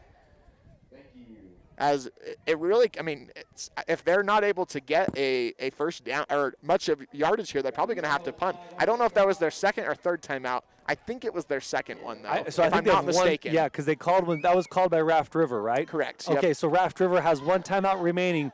Kamiah, I think, have all 3 of their timeouts. I think they took them all. They took them all. I think they took them all when Raft River had the ball earlier this quarter. Okay. When there was about 5 minutes left. If not all of them, maybe only 2 of them. So officially it's 3rd and 18. Ball on the 42-yard line. They need to get to the Raft River 42-yard line for the first down with 1:05 remaining. If Raft River can get out of this, have a chance. They'll have a chance to tie this game before half. But again, Raft River gets the ball to start the second half. Even when Kamiah has gone up by 2 scores, Raft River has answered the call. Defense brings a late blitz. It's going to be a reverse. It worked. Here's Everett Oatman going to throw it downfield. Has his man open. That pass is caught.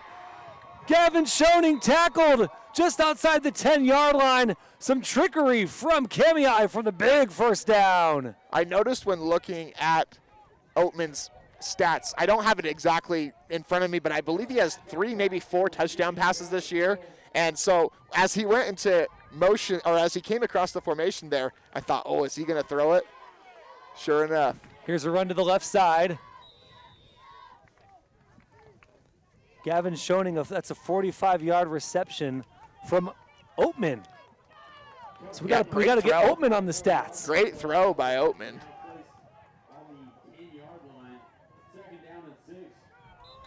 26 seconds on the clock. And it looks like Raft River is going to take a timeout. I think probably, or no, actually, it looks like it. Kamiah, so that's. I was going to say, it was Raft River. Okay, good. I was going to say, I think it was a good timeout, though, because after a big play, you're kind of reeling a little bit. Not, you know, you feel like the pressure of the world is on you as a defense. So I like the timeout called by Raft River there. Apologize for not getting that score corrected on our scoreboard, but it is officially 24-16 with 25 seconds to play. 2nd and 6. Ball on the 10-yard line. And with no timeouts, at least that we believe for Kamiah, they can't really go to the middle of the field here. They kind of have to go towards the end zone. There is 20. They did just change it from 26 to 25 seconds left here. And I actually wonder if they do have one timeout where they ran the ball on first down. Maybe I missed one.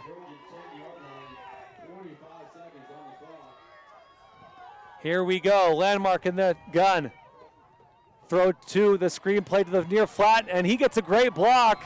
In for 6, almost gets in untouched. Touchdown, Kamiah. Gavin Schoening again. 2nd touchdown catch of the game. And he's been the 2-point specialist as well, putting up a lot of points for Kamiah. And that was really, I mean, just a great drive by Kamiah. They had 3rd and 18, and within 3 plays get the ball in the end zone.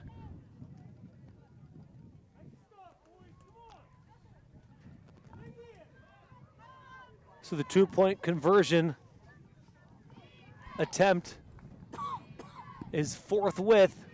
It's a fun word to say. That's good. Landmark in the gun, power right. And he's going to be brought down.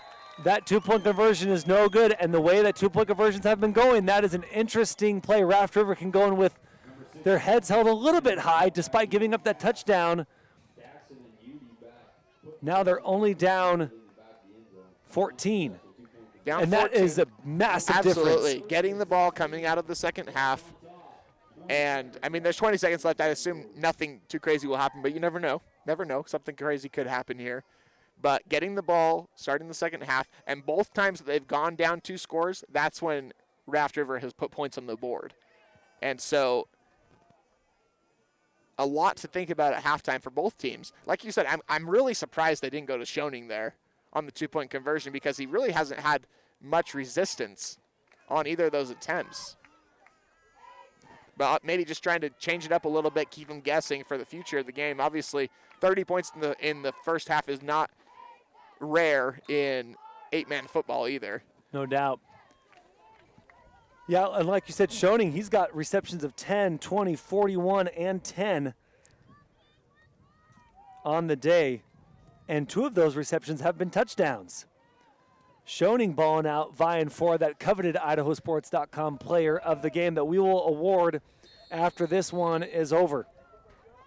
Schoening a touchdown, kind of bookending this half, getting the first touchdown of the game for either team, and getting potentially the last touchdown of this half with 20 seconds remaining. That was a 10-yarder, just an easy screenplay, got a great block.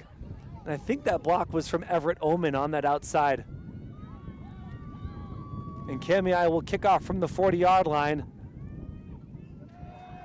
You're kind of hybrid. And here comes Raft River trying to make some hay, get it to the 41-yard line. And those are kind of these hybrid onside, squib kicks that, they have very little air, but it's all ground game on those kicks. Yeah, with this wind, I think that was a good choice. The wind is actually going with the Raft River offense right now, so McCoy Spencer gets a little bit of a jolt here in the passing game. We'll see what they do with it. And he'll throw to the outside. Kamiah playing a prevent offense, which allows that soft zone to be open. That's Ren Udy for the catch. And gets out of bounds. That's about a 9-yard reception for Ben Udy. And they have 9 seconds left. If they get one more play like that, then it really sets up a manageable throw to the end zone.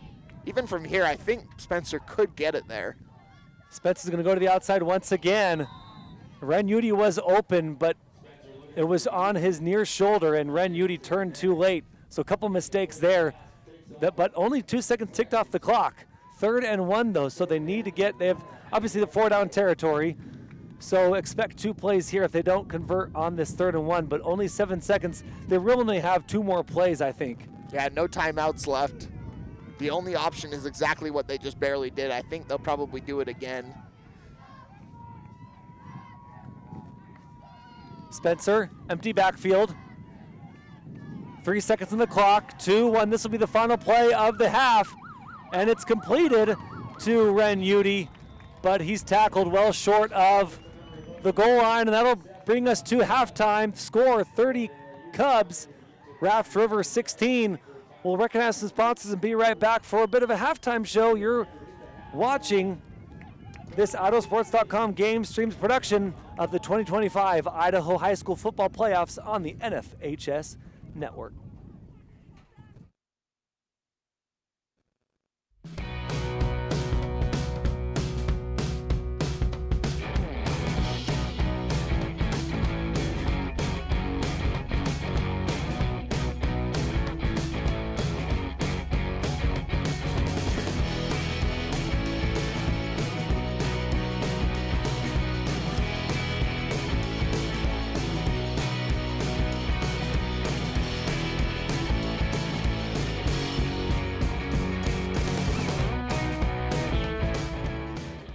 So, what's next? Your path doesn't have to look like theirs. You can do this, or this, or this. Check out in-demand jobs in Idaho and get up to $8,000 to find your thing. Dear crew, with an adult-sized third row, everyone's welcome. Slip in, stretch out, and let's go. Toyota, let's go places. It's that time again. Time to get the health insurance you need for next year. Open enrollment is the time for you to enroll in, renew, or change your coverage. At Your Health Idaho, you can save money with a tax credit on the plan that's best for you and your family. Don't wait. Open enrollment ends December 15th. More coverage, less cost. Only at yourhealthidaho.org. Enroll by December 15th. Il me semble que ce matin le soleil peine à colorer le ciel. Voudrais prolonger les vacances. Idaho's 529 can be used at any in-state or out-of-state 2- or 4-year college or university. Can be used at a trade school for an apprenticeship. Whatever it is that your kid is interested in, that's available for them to use the fund. I really like the flexibility. It gives Wild the opportunity to pursue a whole array of training. So whatever your child's passion is, you can support that. To learn more, go to idsaves.org.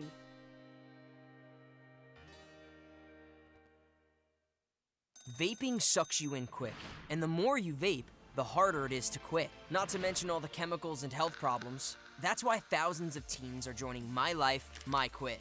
Visit mylifemyquit.com or text Start My Quit to 36072. At Valleywide Cooperative, we're here when you need us. For 100 years, we have been here to help you with food, fuel, and good old-fashioned advice. And for us, serving is more than a job, it's a way of life, which is why we pour so much into the communities around us. We've employed hundreds of your neighbors. We take pride in that, and in giving back millions in sponsorships, grants, donations, and scholarships. It's our way of saying thanks. We're Valleywide, and yesterday, today, and tomorrow, we're here for you.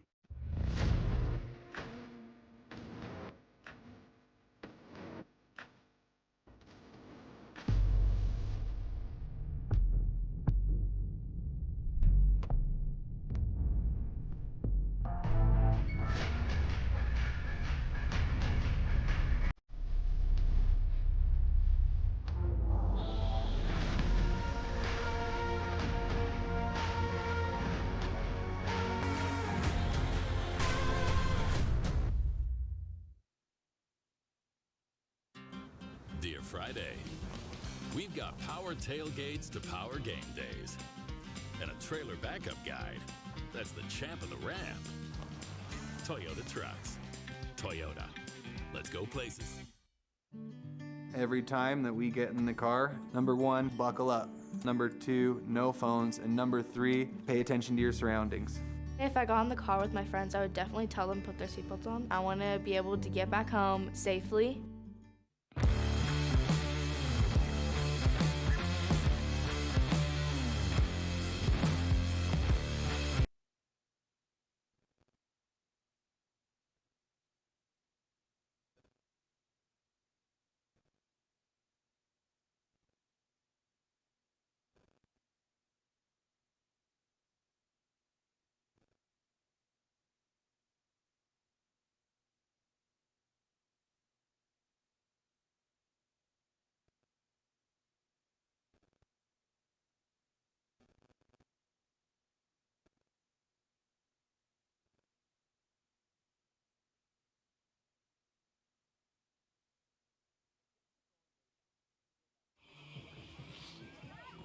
Welcome back to Malta, Idaho, the home of the Raft River Trojans.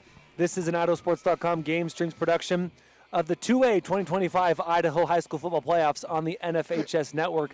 We just saw the dance team of Raft River do their routine without music down. We wanted to get on the air and shout that out, and right now we also have the Raft River cheerleaders doing their routine. So impressive by this Raft River dance team. There's only, 5 of them there, and they did their whole routine, which was a long routine with no music. Yeah, it started about 10 seconds in.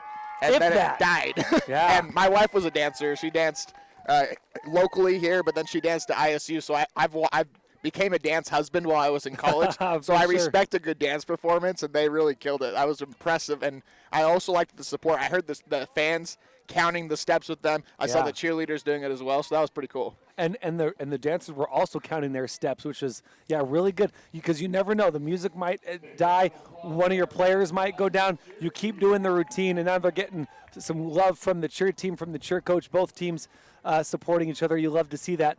Under 6 minutes before halftime ends, let's give you a quick recap of this game. And most of the game is, you would think, well, Kamiah is really dominating, but the score is there. It's only a 14-point deficit despite being 30. The score seems worse than the game really is. It's only a 14-point deficit for Raft River. Kamiah, though, they struck first with 9:20 to play in the first quarter off the 10-yard touchdown catch by Schoening, thrown, of course, by Lawson Landmark. He's got a couple touchdown throws in this game. 2-point conversion was good. Then no more scores in that first quarter. A couple turnovers, some punts. And finally, in the second quarter, with only 6 minutes ticked off in the first, Oatman gets an 85-yard touchdown catch. He goes the distance. The 2-point conversion is good, bringing our score to 16-0. So you see that score, and you're like, all right, Kamiah is going to run away with this. Their league is great. They got Kendrick, who they get to play 1-2 times a year. This team is just amazing. But Raft River strikes back with 8:26 to play in the second quarter. Ruger Ward, the 10-yard touchdown catch, 2-point conversion is good, and we got ourselves a ball game, 16-8. Then later on in the second quarter, 3:15 to play. Oatman, 10-yard rushing touchdown, 2-point conversion is good, brings our score 24-8. So you think, okay, once again, Kamiah is going to run away with this. But Ruger Ward once again answers the call with 1:40 to play in the second quarter. 2-yard rush, 2-point conversion is good, and it's only an 8-point game. But Kamiah used that clock well. Their clock management was excellent from head coach Garrison Bretz in his first season, replacing longtime head coach Nels Klutt.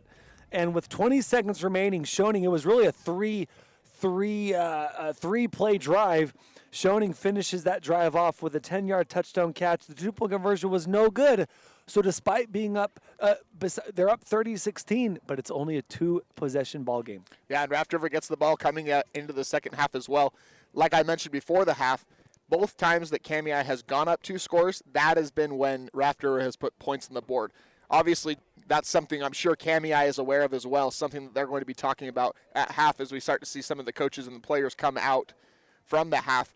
Raft River, though, I mean, like you said, going into half, I imagine Coach Evans is telling them, we turned over the ball 3 times, and it feels like it's even closer than a 2-score game because, again, in 8-man football, scores can happen at any time. We've been to games, both you and I, together and apart, where teams have put up 60 points in a half. Right. And they've been good teams against good teams as well. It just takes a little bit of momentum. Momentum is a huge, huge thing at this level of football.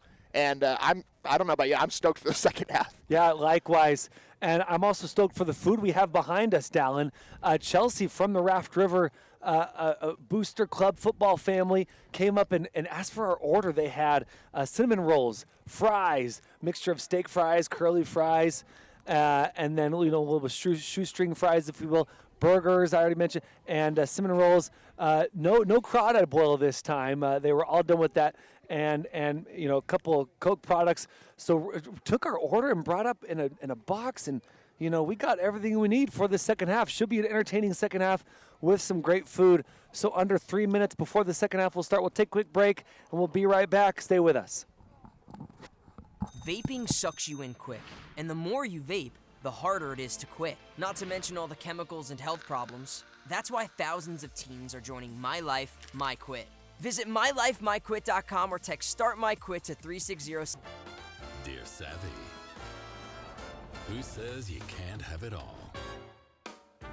You've got the tech, you've got the drive, and now you've got Toyota value. Toyota, let's go places. Dear Friday, we've got power tailgates to power game days and a trailer backup guide that's the champ of the ramp. Toyota trucks. Toyota, let's go places.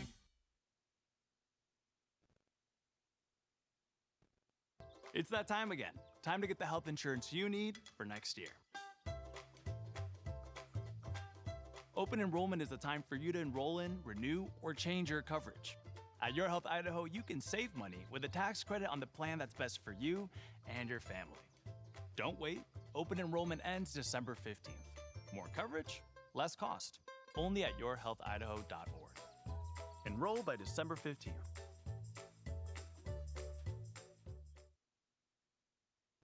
So, what's next? Your path doesn't have to look like theirs. You can do this, or this, or this. Check out in-demand jobs in Idaho and get up to $8,000 to find your thing.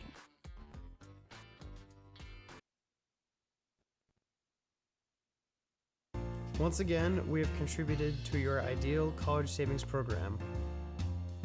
Love, Grandma and Grandpa. Ideal. Eventually, they'll appreciate it. Awesome. Thank you. I love it. College costs money. Idaho's 529 can be used at any in-state or out-of-state 2- or 4-year college or university. Can be used at a trade school for an apprenticeship. Whatever it is that your kid is interested in, that's available for them to use the fund. I really like the flexibility. It gives Wild the opportunity to pursue a whole array of training. So whatever your child's passion is, you can support that. To learn more, go to idsaves.org.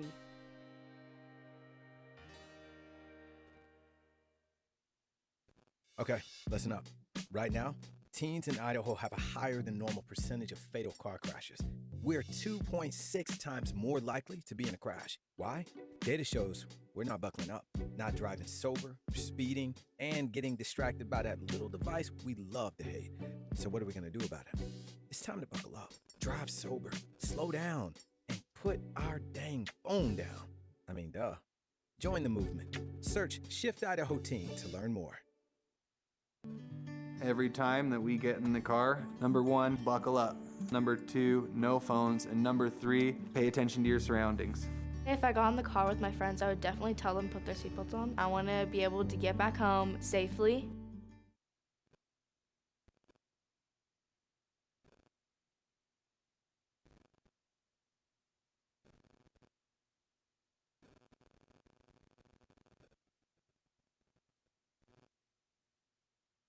At Valleywide Cooperative, we're here when you need us. For 100 years, we have been here to help you with food, fuel, and good old-fashioned advice. And for us, serving is more than a job, it's a way of life, which is why we pour so much into the communities around us. We've employed hundreds of your neighbors. We take pride in that, and in giving back millions in sponsorships, grants, donations, and scholarships. It's our way of saying thanks. We're Valleywide, and yesterday, today, and tomorrow, we're here for you.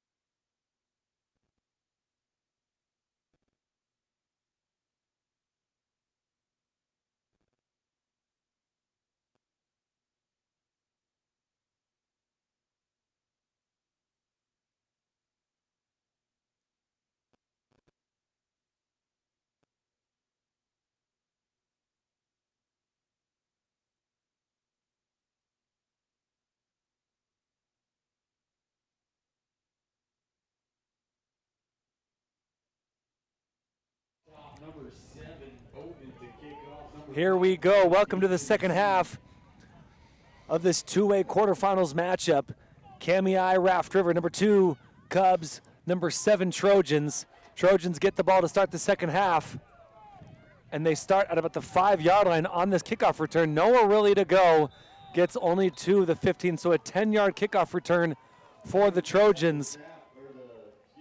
And that was number 5 for the Trojans, Jackson Bowden, on that kickoff return. Bowdoin has had some decent returns and some not so decent returns so far this game. Yeah, and it's hard with that. That's one thing in 8-man football as well. If you have a kicker that can kick it deep but also can angle kicks, there's not a lot of space back there if you kind of have to chase down a ball a lot of the time.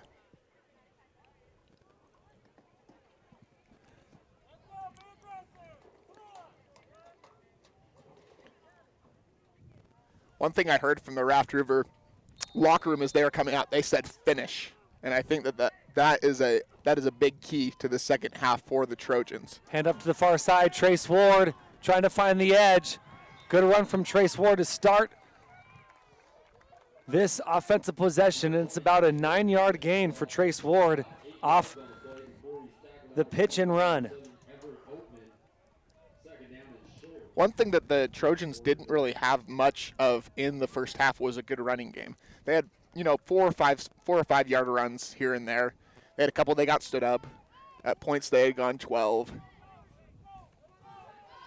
But we'll see if they can do the running game a little bit more in the second half. The pitch is high. It's going to be quarterback keeper.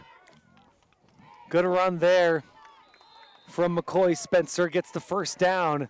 About a 10-yard run from McCoy Spencer off that high snap. Spencer keeps it, gets enough yards for a Trojan.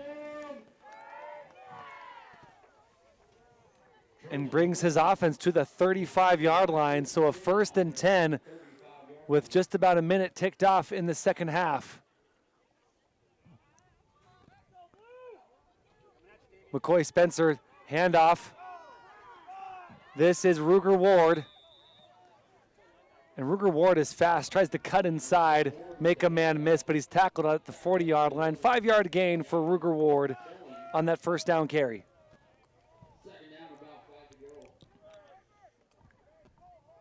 And again, they just haven't been able to get an explosive running play throughout this entire game thus far. But 5-yard gain, they'll take that any day as well. Another handoff. He's gobbled up right at the line of scrimmage. They're going to give him forward progress, so it's going to bring up 3rd and 5. Ball carrier was James Dalton, number 26. A lot of high snaps here whenever they've been going this direction. Right. In these middle quarters. And you wonder, the wind rarely has that much effect on a snap, especially if it's just a gun snap. But perhaps it is, although the wind isn't that strong. Here's a near side throw to Ren Udy, and Ren Udy has been open most of this game. He comes up a little bit hobbled, holding his right wrist, maybe his right hand. He comes off for a breather, and you don't want to see that because Ren Udy, like I said, has been open on this near side almost all night. Either quick stops or slants to the outside. Ren Udy's been money. Another first down on this drive for the Trojans. Here's Ruger Ward, gets outside. He's got to make a man miss. Tackling him out to the 20-yard line. Big first down run from Ruger Ward. 3rd time they've ran that play this quarter already. So maybe a little bit of a halftime adjustment, recognizing a lot of space outside the tackles. And Ward makes them pay. About a 30-yard run by Ruger Ward. And they are in Kamiah territory on the 20-yard line. Red zone efficiency time for the Trojans. McCoy Spencer gets the throw off, and that's behind his receiver. Pass intended for Ruger Ward once again. And this Raft River team, a family affair, right? You got Preston and Ruger Ward are cousins, and then you have Ren Udy and Bo Udy are brothers. Calder Udy, a cousin of those two Udy boys. And really fun to play with your cousins and brothers. And you had a chance to do that, Dallin Fryer, in your career in your high school sports. That's right, with my twin brother. McCoy Spencer in the shotgun. He's got power right with a tight end, and he's going to get some blocker. He's going to go counter, though. A gain of about 4 for McCoy Spencer. 9:13 to play in the third quarter, 30-16. Trojans down 2 scores.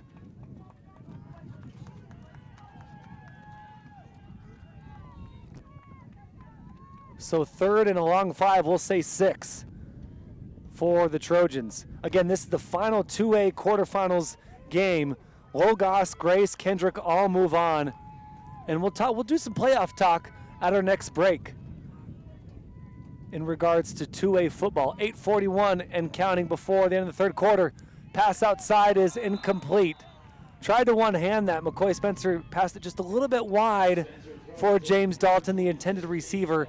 And that's going to bring up 4th and a long 5, say 6.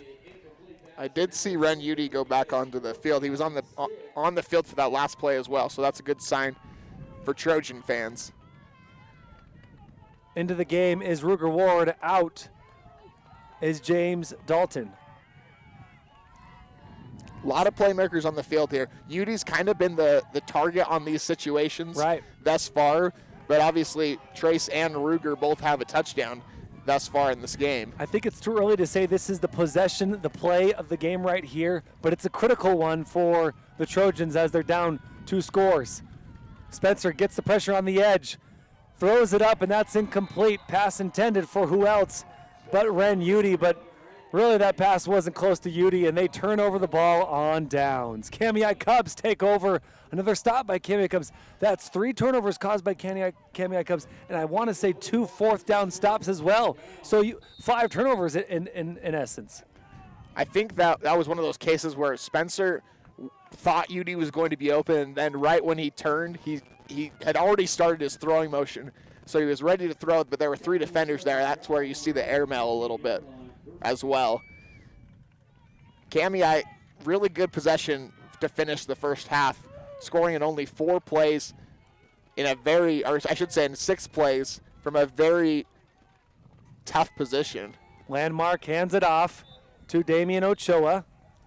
Ochoa gets a gain of about 3, we'll say 4 yards. Number 64, Damian Ochoa, with the handoff, gets about 4 yards on the play. Second down and 6. Continues to be a beautiful afternoon here in Malta, Idaho. A long drive for Kamiah after playing last week, but so far have shown no wear on the bones. Here's a short gain, and he's going to come up short, get some good help from Raft River and his teammates. And that was Ochoa once again on the carry, so it'll bring up a 3rd and 6. Okay, so 1 yard. So 3rd and 5 with 7:30 to play in the third quarter. And these third downs have gone either way in favor of either team thus far. We've seen sometimes where the Trojans have been able to stop them, but getting in their own way, it looks like, in this case. Yeah, that's going to be a gift by Raft River as they jumped on the hard snap. The hard count from Lawson Landmark worked to perfection. And I saw this last night in the Hillcrest game where a number of times Hillcrest got Lakeland to jump off sides and the center would just kind of tip over. We've seen that in NFL, college, to make sure, to make it crystal clear that there was no false start. So 1st and 10, fresh set of downs for Kamiah. That ball is in the air. That's caught. Trying to get some yards after catch is Everett Oatman, and he crossed the 50-yard line to the 46 for a big first down. Oatman has absolutely been a blast to watch this afternoon as, again, one of the best players in the state at any level. And apart from the one drop, it's really been as planned as, I can't think of the word right now. Whatever the word is. Advertised as it's been. And he's been a pleasure to call this afternoon. 6:40 to play in the third quarter. 30-16. Kamiah leads, trying to pile on more points to their lead. Ball's on the ground, excuse me. But recovered. It looks like it was recovered by Kamiah, by Ochoa. And that was a run by Lawson Landmark. And Ochoa, as Landmark's going down, ball falls on the ground, and Ochoa jumps on it immediately as he was the lead blocker on that play. Yeah, the ball just, it's like Landmark had both the ball in his stomach, and it just fell right out of his head. Normally, I can't see the fumble through the little lens that I'm looking through. But good awareness by Ochoa. Ochoa, he's as important as anybody to this team. Obviously, Oatman and Landmark getting a lot of the recognition in the stat column. But Ochoa really... Ochoa only a junior. This time Landmark will take it. Spins out of a tackle, gets a great block in the backfield, and that great block was actually an illegal block, and this one will come back. There were 3 different flags on the field. I think everybody saw one thing, but I wonder if there will be 2 different penalties on the play. No, but it looks like it's just going to be the one, but it was obvious from every point of view, apparently.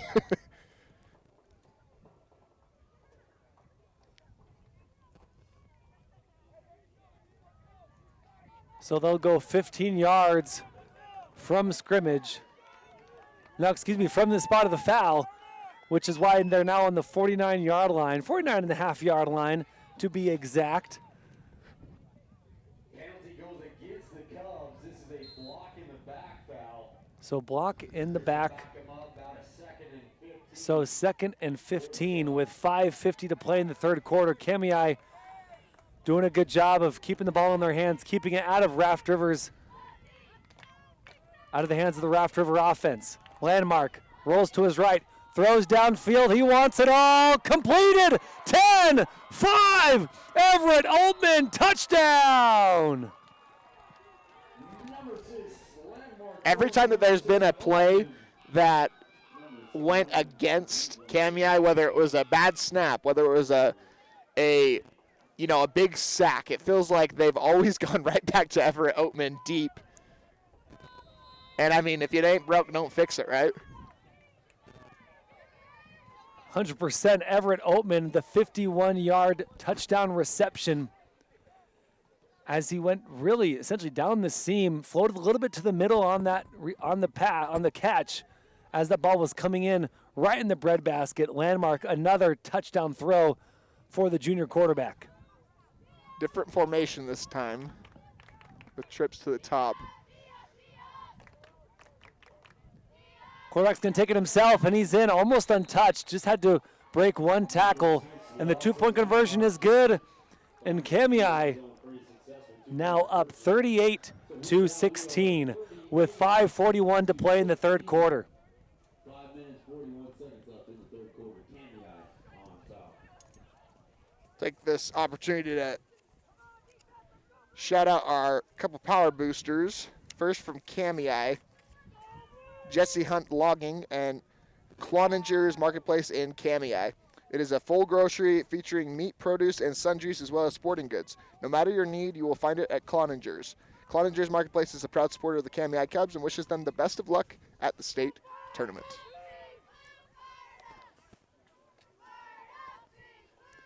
So far, the 2 big plays on the day are both, like you said, from Oatman. Everett Oatman wearing number 7. He's the senior.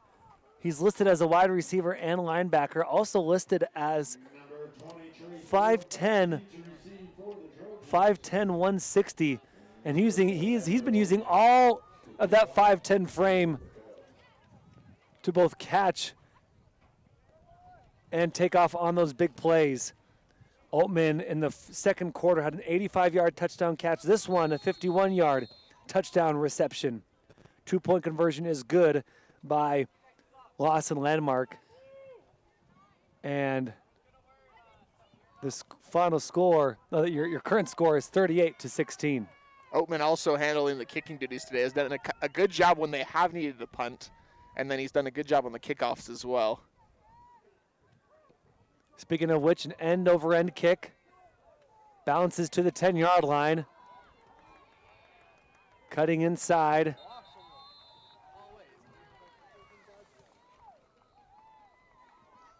Is Trace Ward. There we go. Wasn't sure if it was 26 or 20. Trace Ward gets about 11 yards on the kickoff return.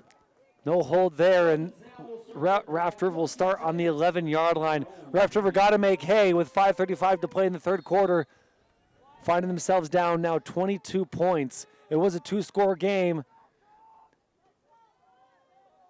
Now 3.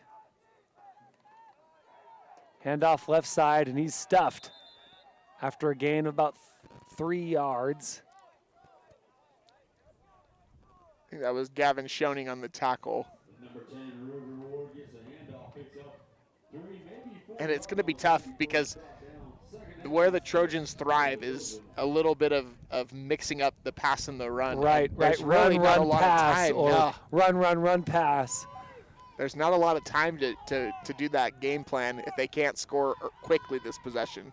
Trojans play action, looking downfield, doesn't have anyone. He's going to take it himself, but we got a flag down. And he's going to, this play is going to go for naught. And so Spencer's efforts going to be rewarded with a penalty against him. Against his team, I should say. Going to be a hold. So instead of 2nd and 7, that'll bring up a 2nd and 17 for the Trojans. I like that set. It was a heavy set. They ended up doing the play action, but good coverage by the secondary of this Cubs team. Not allowing, not biting on that play action fake. So 4:40 to play in the third quarter. It was actually 2nd and 13. Again, spot foul there, not 2nd and 17. High snap. Here's a run by Ward. Ruger, that is. Gets to only about the 15-yard line.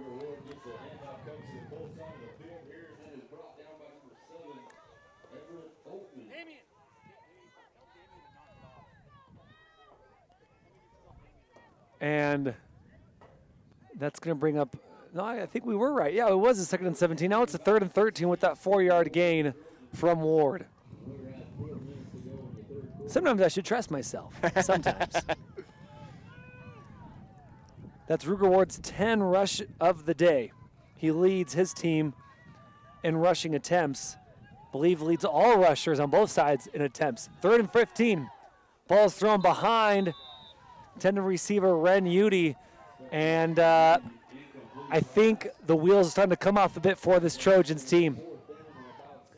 Down 22 and not able to really get much going in the run game in this drive. And Spencer's passes the last 2 drives have not been on point. That penalty came back to bite them as well. Spencer did pick up the first down on the play. Obviously, there was the hold in the backfield.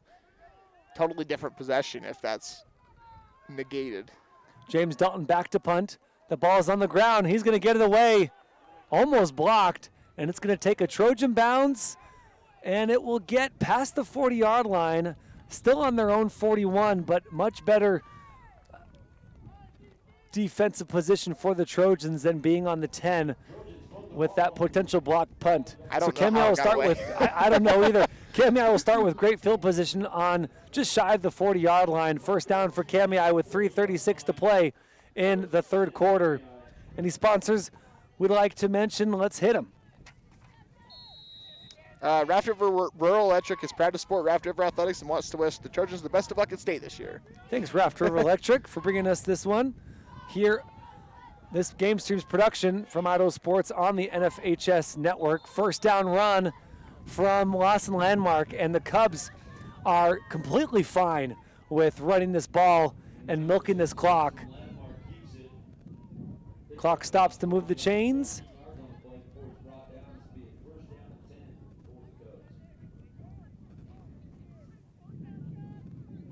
And the clock will start once more, 3:14 and counting before we start the fourth quarter.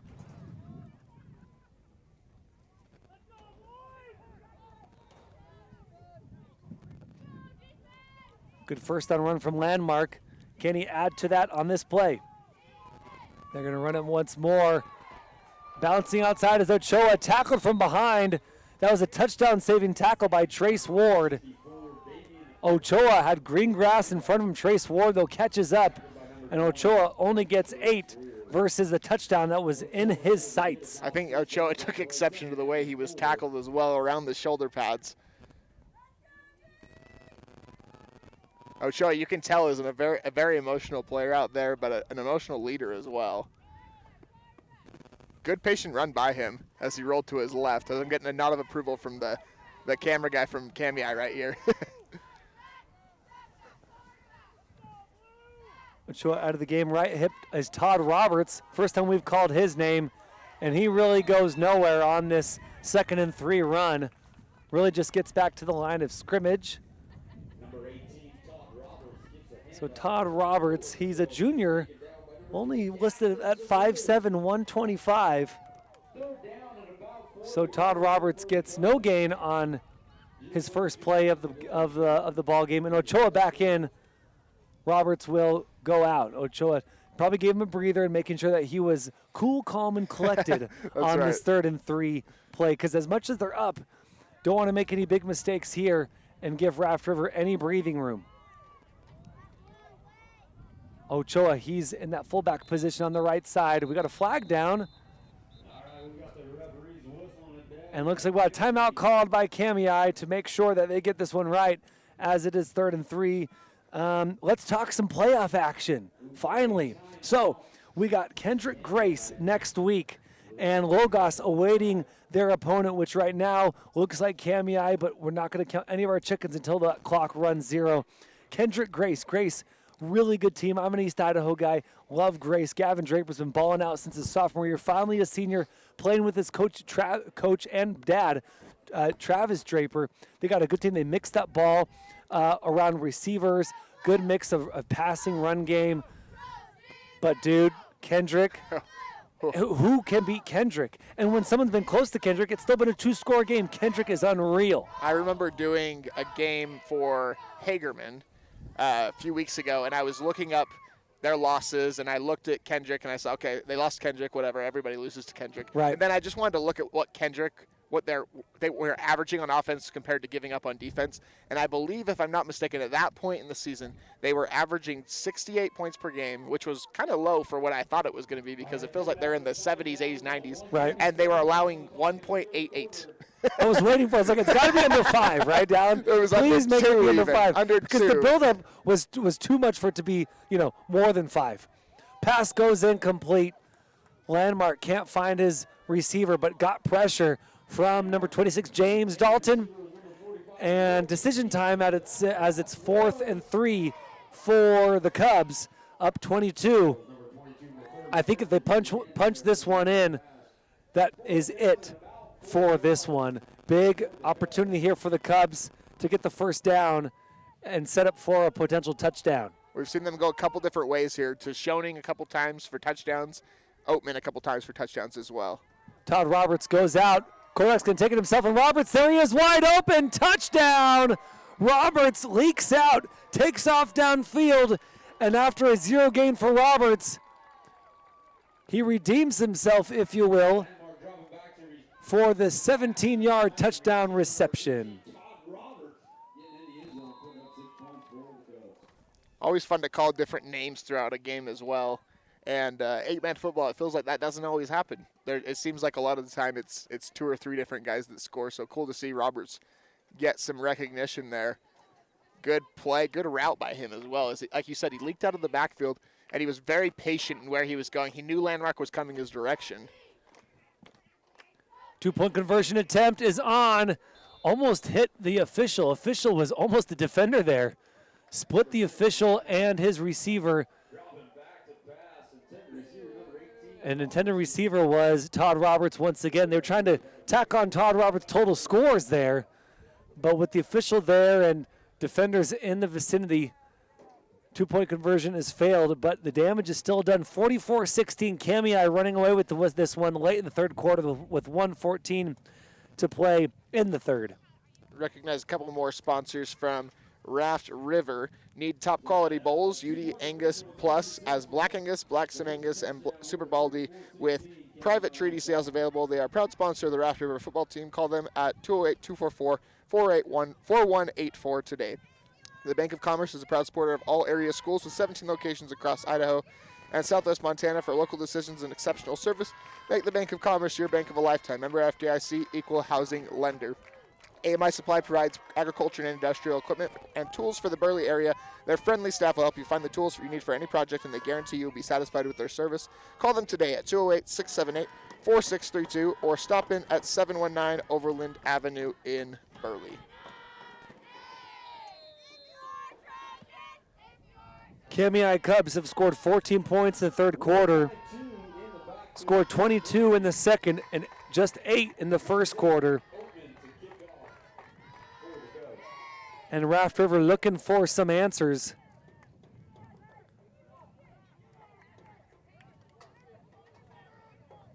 Here's a pooch to the right side, and Kamiah was maybe hoping to get this one back.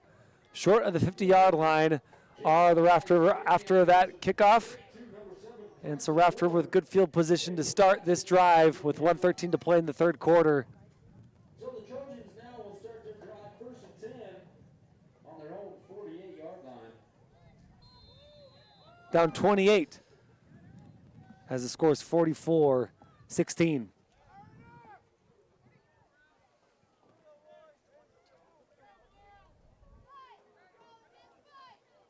Empty backfield.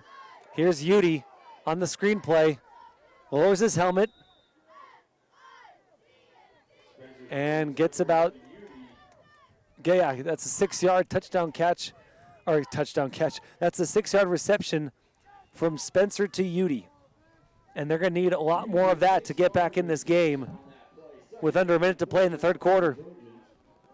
But that's how you do it, right? You throw that ball downfield and take advantage of yards after catch.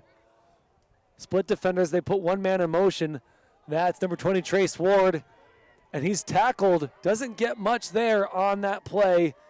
And it was a slow developing play that really didn't do much for Ward as Kamiah got to the backfield quickly, including who else but Damien Ochoa. Every time.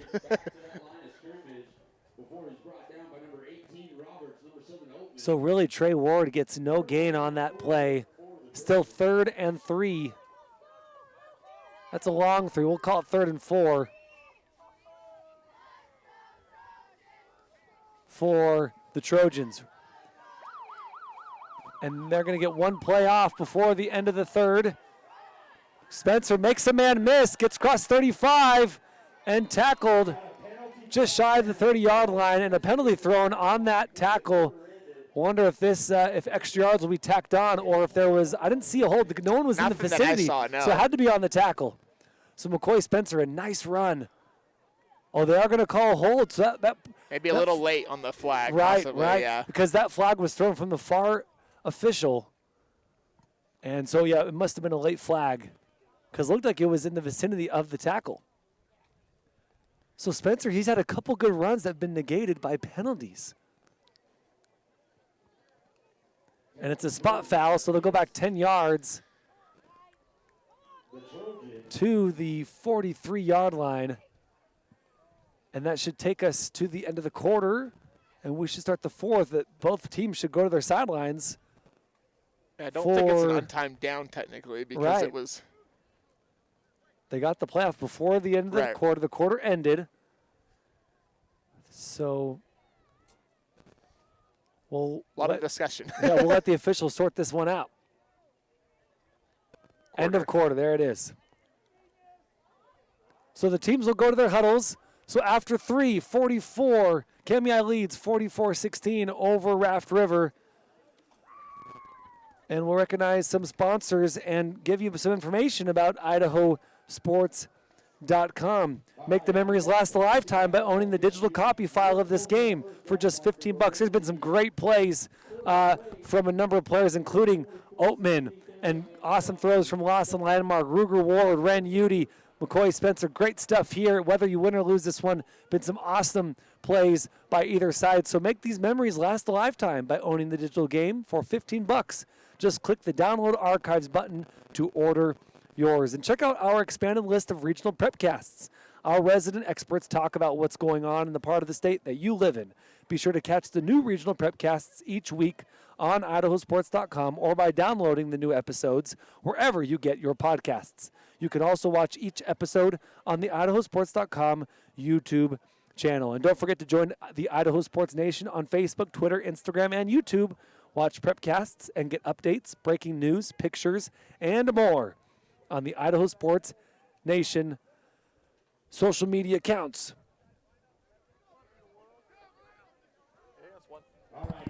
That's one thing that I've really appreciated in working here is how many different people there are behind the scenes doing extra things.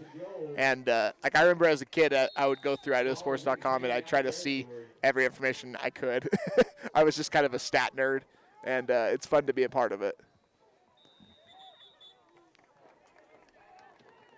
A run through the middle from Spencer, and that gets enough yards for the Trojan first down.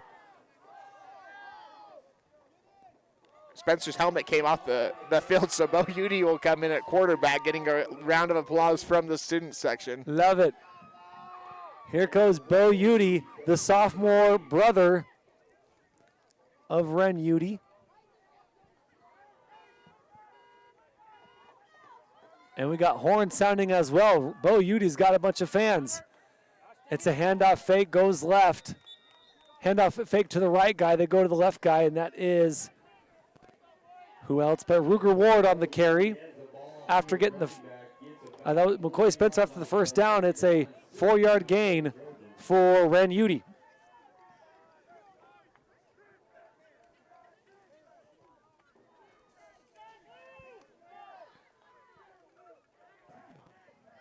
High snap to Spencer. Completes it to Udy. Udy gets out. No, he doesn't get outside. Thought that stiff arm was going to be completed. But Lawson Landmark, the quarterback, does a great job of getting to the tackle before Udy could cut up field.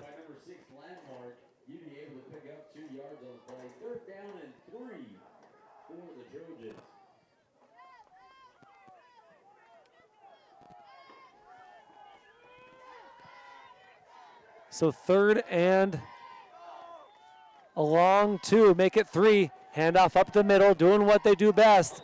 Running that football is Ruger Ward, and he will get the first down and then a few more. Gain of about 6 yards for Ruger Ward. The clock continues to move, not in Trojans' favor. Kamiah is very much okay with that clock running. Trojans need to I think they need to hurry this offense up a little bit more. Spencer under center, 2-back set. Split backs in their back, they hand it off. And James Dalton goes to the left side for a short gain. Yeah, they've shown a little bit of no huddle throughout this game. And the last several plays, it's been more of, I almost wonder if it's just slow it down, get back to what we know works, and let's and make build sure we something. get Yes, that touchdown, exactly. even if it's slow. Yep. For sure. 24-yard line. 9:40 to play in the 4th quarter. Spencer goes empty backfield, twin sets, puts Ruger Ward in motion, and McCoy Spencer goes down. They try to use some eye candy to send defenders to that near side with Ruger Ward in motion, but nothing going there. McCoy Spencer's dropped for a loss. Damien Ochoa not fooled on that one. And that's called assignment sound football, right, Dallin? That's right. So 3rd and 9. Big 3rd down here. Definitely 4-down territory for Spencer. Looking for his receiver, finds him. It was a quick strike to Ruger Ward, and does he get to the line to gain? I don't think he does. I think he's short by yards. It's going to be 4th and, 4th and maybe 1, but really inches.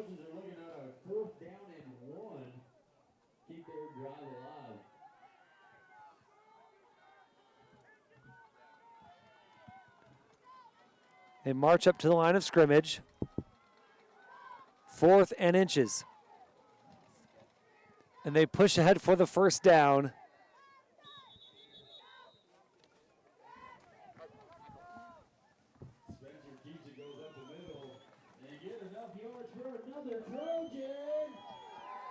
Excuse us while we get our camera going again.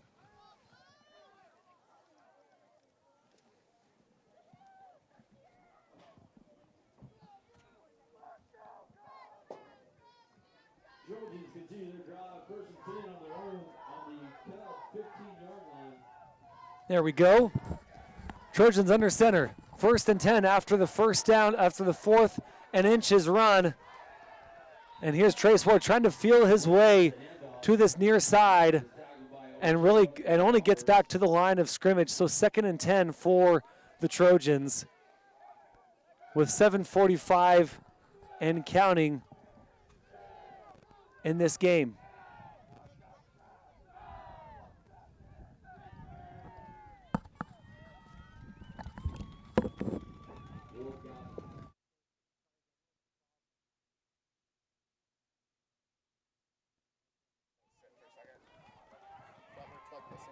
McCoy Spencer throws up a prayer, and that ball is tipped.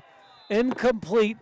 No pass interference called. McCoy Spencer trying to make something out of nothing, trying to find Daxton Sevier, who's had a really good game, especially late in that first half, early in the third. But ball falls incomplete, bring up 3rd and 10. Can you hold it?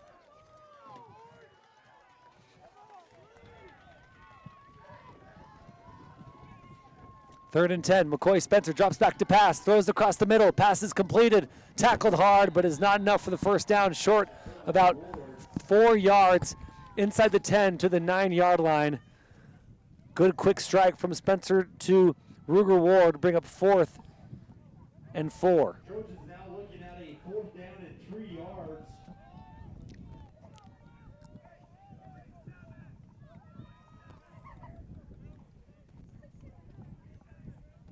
We're going to call it 4th and 3. A long 3, but 4th and 3 nonetheless. Big 4th down play. Might this be the game if the Cubs can stop him? McCoy Spencer almost trips over his own shoes. Throws that ball up into double coverage, falls incomplete. Ruger Ward trips as he's rolling to his right, but collects himself and tries to find Daxton Sevier. Double covered. They turn over on downs, and Cubs get the stop as they continue to lead 44-16 with 6:26 remaining in this competition. Yeah, it's just been a really impressive second half from Kamiah. I'm thinking ahead right now. Right. From Kamiah, as they've really just not, yes, Raft River has had a couple good drives, but they haven't resulted in points. It's kind of been a bend, don't break approach to the second half. Obviously, going into halftime with a lead proves big for that. Logos awaits the winner of this one, which right now looks to be Kamiah, leading 44-16. Ball on the ground as Landmark rushes to our near side, but collects it right. And that was really quick play by Landmark. As soon as that ball came out of his hands, he immediately reached out and pulled it back in. And Landmark, we notice, he's been limping the last probably 2 drives now. Especially, he got that tackle when they were on defense. It was a big tackle, and he's been limping since then. So really the last 5 minutes, Landmark has been feeling it in that lower left leg area. Landmark now empty backfield. 3 wide, he'll take it himself. He's got a lead blocker. He's gobbled up by a bevy of Trojans. But he does get enough to make it a 3rd and short. Call it 3rd and about 2, maybe 1 for the Cubs.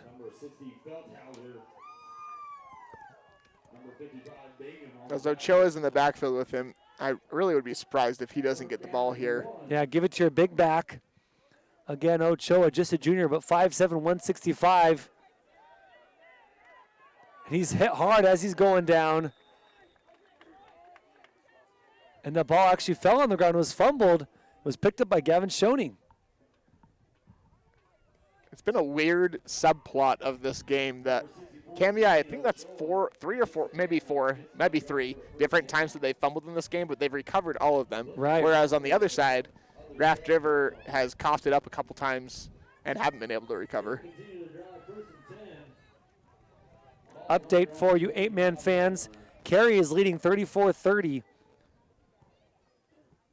with 32 seconds left in the second quarter. High-scoring affair over there. That's right, especially in 8-man. Tend to see more, even in the first half, you tend to see more points, especially by those Cary Panthers. Oh, yeah. But that's a different classification, 1A. Here we are in 2A, but still 8-man football. A lot of those teams play each other as we have Ochoa bowling ball. And that's not Ochoa, that's number 7, Everett Oatman. We saw a lot more of Oatman in the backfield in the first quarter and really haven't seen a lot of it since then unless he was more of a decoy in play action or just a run for landmark. Oatman, a 4-yard run, and that might be, he has just about 4 or 5 rush plays that have come his way in this entire game. Landmark puts his man in motion. That's Todd Roberts, who caught a touchdown earlier. Landmark will take it himself, falls forward to the 35-yard line, and just shy of the first down. Line to gain is the 36-yard line. 3:30 and counting to play in this one. And you get the impression Raft River coaches are fine letting this clock roll out and ending the season as they've called no timeouts and just about 3 minutes to play in this one. As they're down 28. No chance for the elusive comeback. And Kamiah very comfortable running this football. And Everett Oatman tried to hurdle his defenders and only gets back to the line of scrimmage, so still 4th and 1. And if you're a Raft River fan, you'd love to get a stop here and maybe punch one more in before the end of the game and end the season, with a bit more positivity. We'll talk about that in a little bit as they try to push their quarterback. And I don't know if he got there. They're going to say he was short. He almost didn't get back to the line of scrimmage. They said he lost a yard on the carry, and that's going to be Trojan football with 2:30 to play before the end of this one. A lot of credit. Wow. I'm trying to shout out the 3 big men Please up front. do. Zane Bingham, Deegan Evans, and I think the other one was Jesse Peterson, because they really did a great job there. At that point in the game, there is no reason to, I don't think any coach would be disappointed if their players just, tough one. I don't know if we really need to give our best effort there, but they did and give the Trojans another chance to score. Here's a toss to Ren Udy, crosses the 30-yard line, gets to about the 29. So a gain of 6 for Ren Udy on that reception. Ren Udy's been so fun to watch these last few years. Going to miss calling his number. He's a senior. Ruger Ward's a senior. Here's the throw to Udy once again. Cutting it inside, going outside. Tackled at the 15-yard line.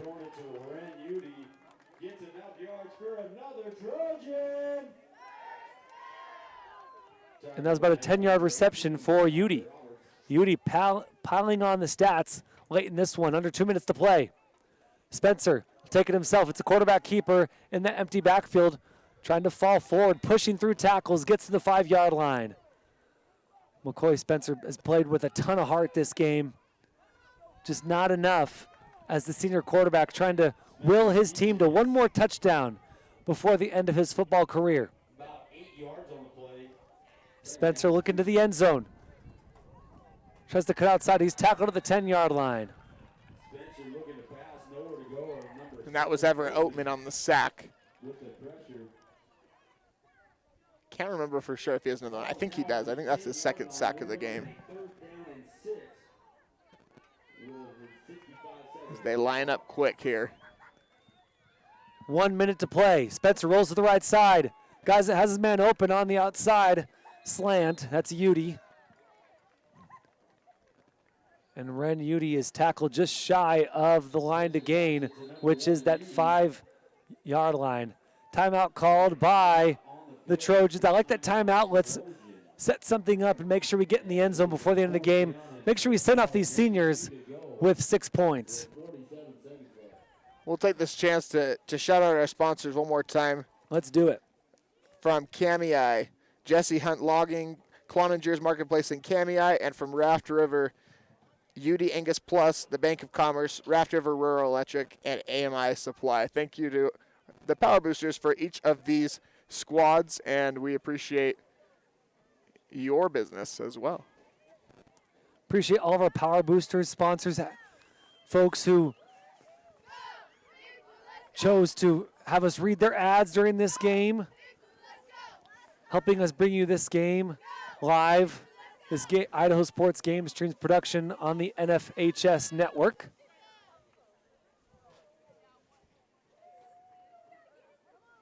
Opportunity to shout out these kids and celebrate them, all their hard work during the season, and especially, during the weeks leading up to these games, and get to watch them play on the field for our entertainment. Big throw to that far pylon, incomplete. And on the 4th and 2, that's going to do it for the Trojan attempt for the touchdown. Unfortunate for Spencer and Udy as they couldn't connect on the 4th and 2. They went for it all instead of going for the first down. The touchdown attempt is no good. So 42 seconds. A kneel down. I think playing a kneel down should be it.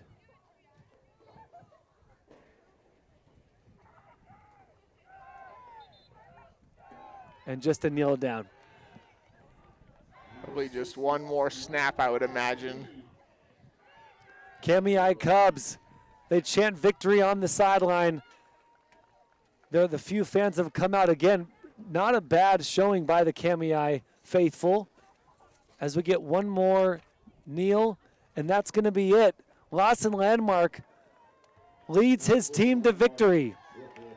Your final 44-16. Kamiah defeats Raft River and punches their ticket to the 2A semifinals with a matchup looming over number 3 Logos. We'll take a quick break and be right back for our IdahoSports.com player of the game. There's your last cannon for the Raft River Trojan season. Back after this.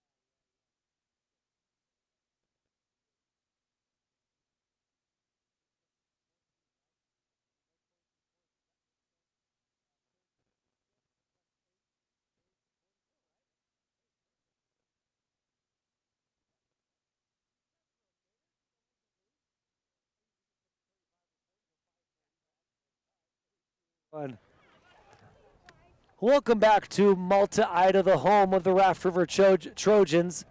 Your final score in this one, Kamiah Kubs 44, Raft River Trojans 16. And it was really back and forth until kind of midway through that third quarter. What'd you see there, Dallin? Just a lot of Kamiah discipline. That's the way I would describe it. I think that they knew what they needed to do, and I really would. I would have loved to be in the halftime talk by Coach Garrison Burtz Garrison Bretz, and see what he said, because I think it had a lot to do with, we have the game in control. it's up to us to make sure that we don't get in our own way. There was, in talking to him throughout the week, there was something that he said that really stood out to me. He said that one weakness that the team had from earlier in the season is not always understanding the situation. And the story that he shared was there were 8 seconds left in the game against Council. They were up 4. All that Council had to do was throw a Hail Mary. That's all. They had no other option. And they let the wide receiver get behind them. Luckily, he got tackled at the 2-yard line. Wow. And he said, we've gotten better at it since then, but sometimes our situational awareness isn't always 100%. And I think it really was tonight. And this afternoon. That was really the difference in the game to me, was the situational awareness. Something that I just saw the Kamiah players doing as well is something that Coach Bretz did that I want to shout out. Is he said that they brought back the fight song a couple of years ago, and they sing it at the end of the last practice before game day to show they have school pride and that they carry on the tradition of Cub football that the coaches and players before them laid the foundation of. And I think that's something that also really stood out to me through the game. They seem proud to be wearing the jersey that they are.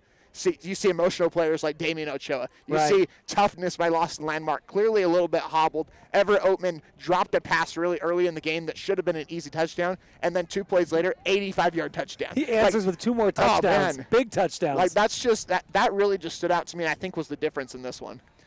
And for Raft River, they come up short in this one, but a really, really good season. Raft River ends the season 6-3 overall.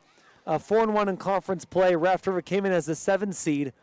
They won in their opening round. They had a first-round bye because of winning this conference, the Snake River Conference, but it was just too much from the Kamiah Kubs. But Raft River they can't hang their heads. What a phenomenal season from them, winning this conference over Hagerman. And one thing I wanted to shout out for Raft River was their community, and especially their cannon man, Dave Andreessen. We had one more cannon shot before the end of this game. Love that cannon. We were ready for that cannon right before the game started, and after that, I got thrown off every time writing down the scoring summary and some stats. But Coach Chad Evans wanted to make sure that we shouted out the cannon man, Dave Andreessen, for bringing that cannon. Raft River has a number of championships, 6 championships total, but they won't be able to add to that pedigree this year. However, that conference championship, still very important and very impressive playing in this Snake River Conference. The last thing we get to do before we get out of here is award our IdahoSports.com Player of the Game, which is brought to you by the Idaho Office of Highway Safety, reminding you to always keep your head in the game. Whether you're on the field or the road, be in the moment and free from distractions. Down Fryer, who is our IdahoSports.com Player of the Game? We went back and forth on a few different people, but the big plays of number 7, Everett Oatman, really were the difference. Like we mentioned earlier, he had a couple plays that really changed the trajectory of the game when it seemed like things were going bad. After the big drop, they were deep in their own territory, 85-yard touchdown 2 plays later. And then later, they were 3rd and 18 from the 40-yard line after a really bad penalty that you just don't really expect out of these Kamiah Kubs. And the very next play, long touchdown for Everett Oatman. So he is our IdahoSports.com Player of the Game. And Oatman went well over 100 yards receiving. We'll have to compile those stats a little bit later. But well over 100 yards. Great job by Everett Oatman, who is our IdahoSports.com Player of the Game. Also got a shout out Lawson Landmark. Threw, I want to say, 3 touchdowns and rushed his way to a number of first downs. But we had to give it to Everett Oatman because those long touchdown receptions that, like you said, changed the game makeup when they were kind of reeling a little bit and needed some momentum, needed to get back in this one. And Everett Oatman made that play every time, but came from the almost Player of the Game, Lawson Landmark. But congrats to Everett Oatman, who had a fantastic game. Next week, Logos and Kamiah. Who do you got? I mean, last time they played, Kamiah won 22-20. I've seen Logos play the very first game of the season. I called one of their games. I've seen Kamiah play, and it really could go either way. I think it all comes down to how well the defense of Logos plays, because their offense can do what they do. The offense can do what they do for Kamiah as well, but I just think whichever defense steps up a little bit more, because, I mean, even if you just look back at their score, if almost every single game is a blowout, it feels like for those teams, because those top 3 teams, and maybe we'll throw Grace in there as well, they all score a lot of points, and they all have a lot of playmakers, but it was a 22-20 game, which does not happen very often. That's a low scoring. That's almost like 8-6 in 5A football. And so, I don't know. It's tough. Where is the game played at? Does it say on our bracket? It's got to be Kamiah. I think it'll be Kamiah because of seeding, right? Yeah, Kamiah's number 2, Logos is 3. I think I'm going to go with the home team then. I think I give Kamiah the edge just a little bit because of the home field advantage. But cross-conference matchup, it just, you never know. Well, and it depends also where they play. They may play on a neutral field. That's a good point as well. So I know in North Idaho they tend to play like Lewiston, I think. Yep. I'm an East Idaho guy. I got to get up there. I was going to say the Kidney Dome could be an option as well. Kidney I'm not Dome, sure. maybe. Yeah, good points. But I think it's probably I think it's going to be a neutral field. But we're really looking forward to seeing how these Kamiah Kubs match up against Logos. But that'll be next week. For today, your final score, 44-16. Kamiah defeats Raft River Trojans. Really want to shout out your Raft River seniors as this is their last game. Ruger Ward, Ren Udy, McCoy Spencer, Chase Bowden, who wasn't able to play in this game. Got to tell a story about Chase. Really cool moment for this Raft River team as Chase Bowden, he got hurt in the Glens Ferry game. Such a good kid. When he went down, he had been injured last season. There was no dry eye on the team, on the coaching staff. But Chase Bowden has started coaching kickoff for this Raft River team. Coach Evans wanted him helping out on special teams. He wasn't around for the Valley game, which they ironically dropped, or maybe unironically dropped without Chase Bowden there. But for Hagerman, Coach got the team together and said, if for nothing else, play this game for Chase. Win this one for Chase. And they totally did, beating Hagerman and winning the Snake River Conference. So shout out to these Raft River seniors, especially Chase Bowden. They had a phenomenal year, and looking forward to more from the juniors. We got a number of good juniors and sophomores coming up in this Raft River on this Raft River program. And I really do call it a program, a great culture here, great support, and a well-coached football team. Well, that's going to do it here for us on this IdahoSports.com GameStreams production of the 2025 Idaho High School Football Playoffs on the NFHS Network. This postseason broadcast was presented by Project Filter, your local Toyota dealer, Your Health Idaho, Next Steps Idaho, Ideal, Idaho's College Savings Plan, the Idaho Bowl, Valley-Wide Cooperative, and the Idaho Office of Highway Safety. This broadcast was also made possible by the great support from these local businesses. From Kamiah, Jesse Hunt Logging, Cloninger's Marketplace in Kamiah, and from Raft River, UD Angus Plus, the Bank of Commerce, Raft River Rural Electric, and AMI Supply. Special thanks to Athletic Director Randy Spaeth and everyone here at Raft River, here in Malta, Idaho, for their hospitality and help in getting this game broadcast to you. Especially shout out to, was Chelsea for the food. Congratulations again to our IdahoSports.com Player of the Game, presented by the Idaho Office of Highway Safety, Everett Oatman of the Kamiah Kubs, 2 massive receiving touchdowns. Thanks again for joining us as the Kamiah Kubs defeat the Raft River Trojans 44-16. For my broadcast partner, Dallin Fryer, and everyone else behind the scenes here at IdahoSports.com, I'm Joel Richardson saying be excellent to each other, have a great rest of your weekend, and we'll see you next time on IdahoSports.com and the NFHS Network.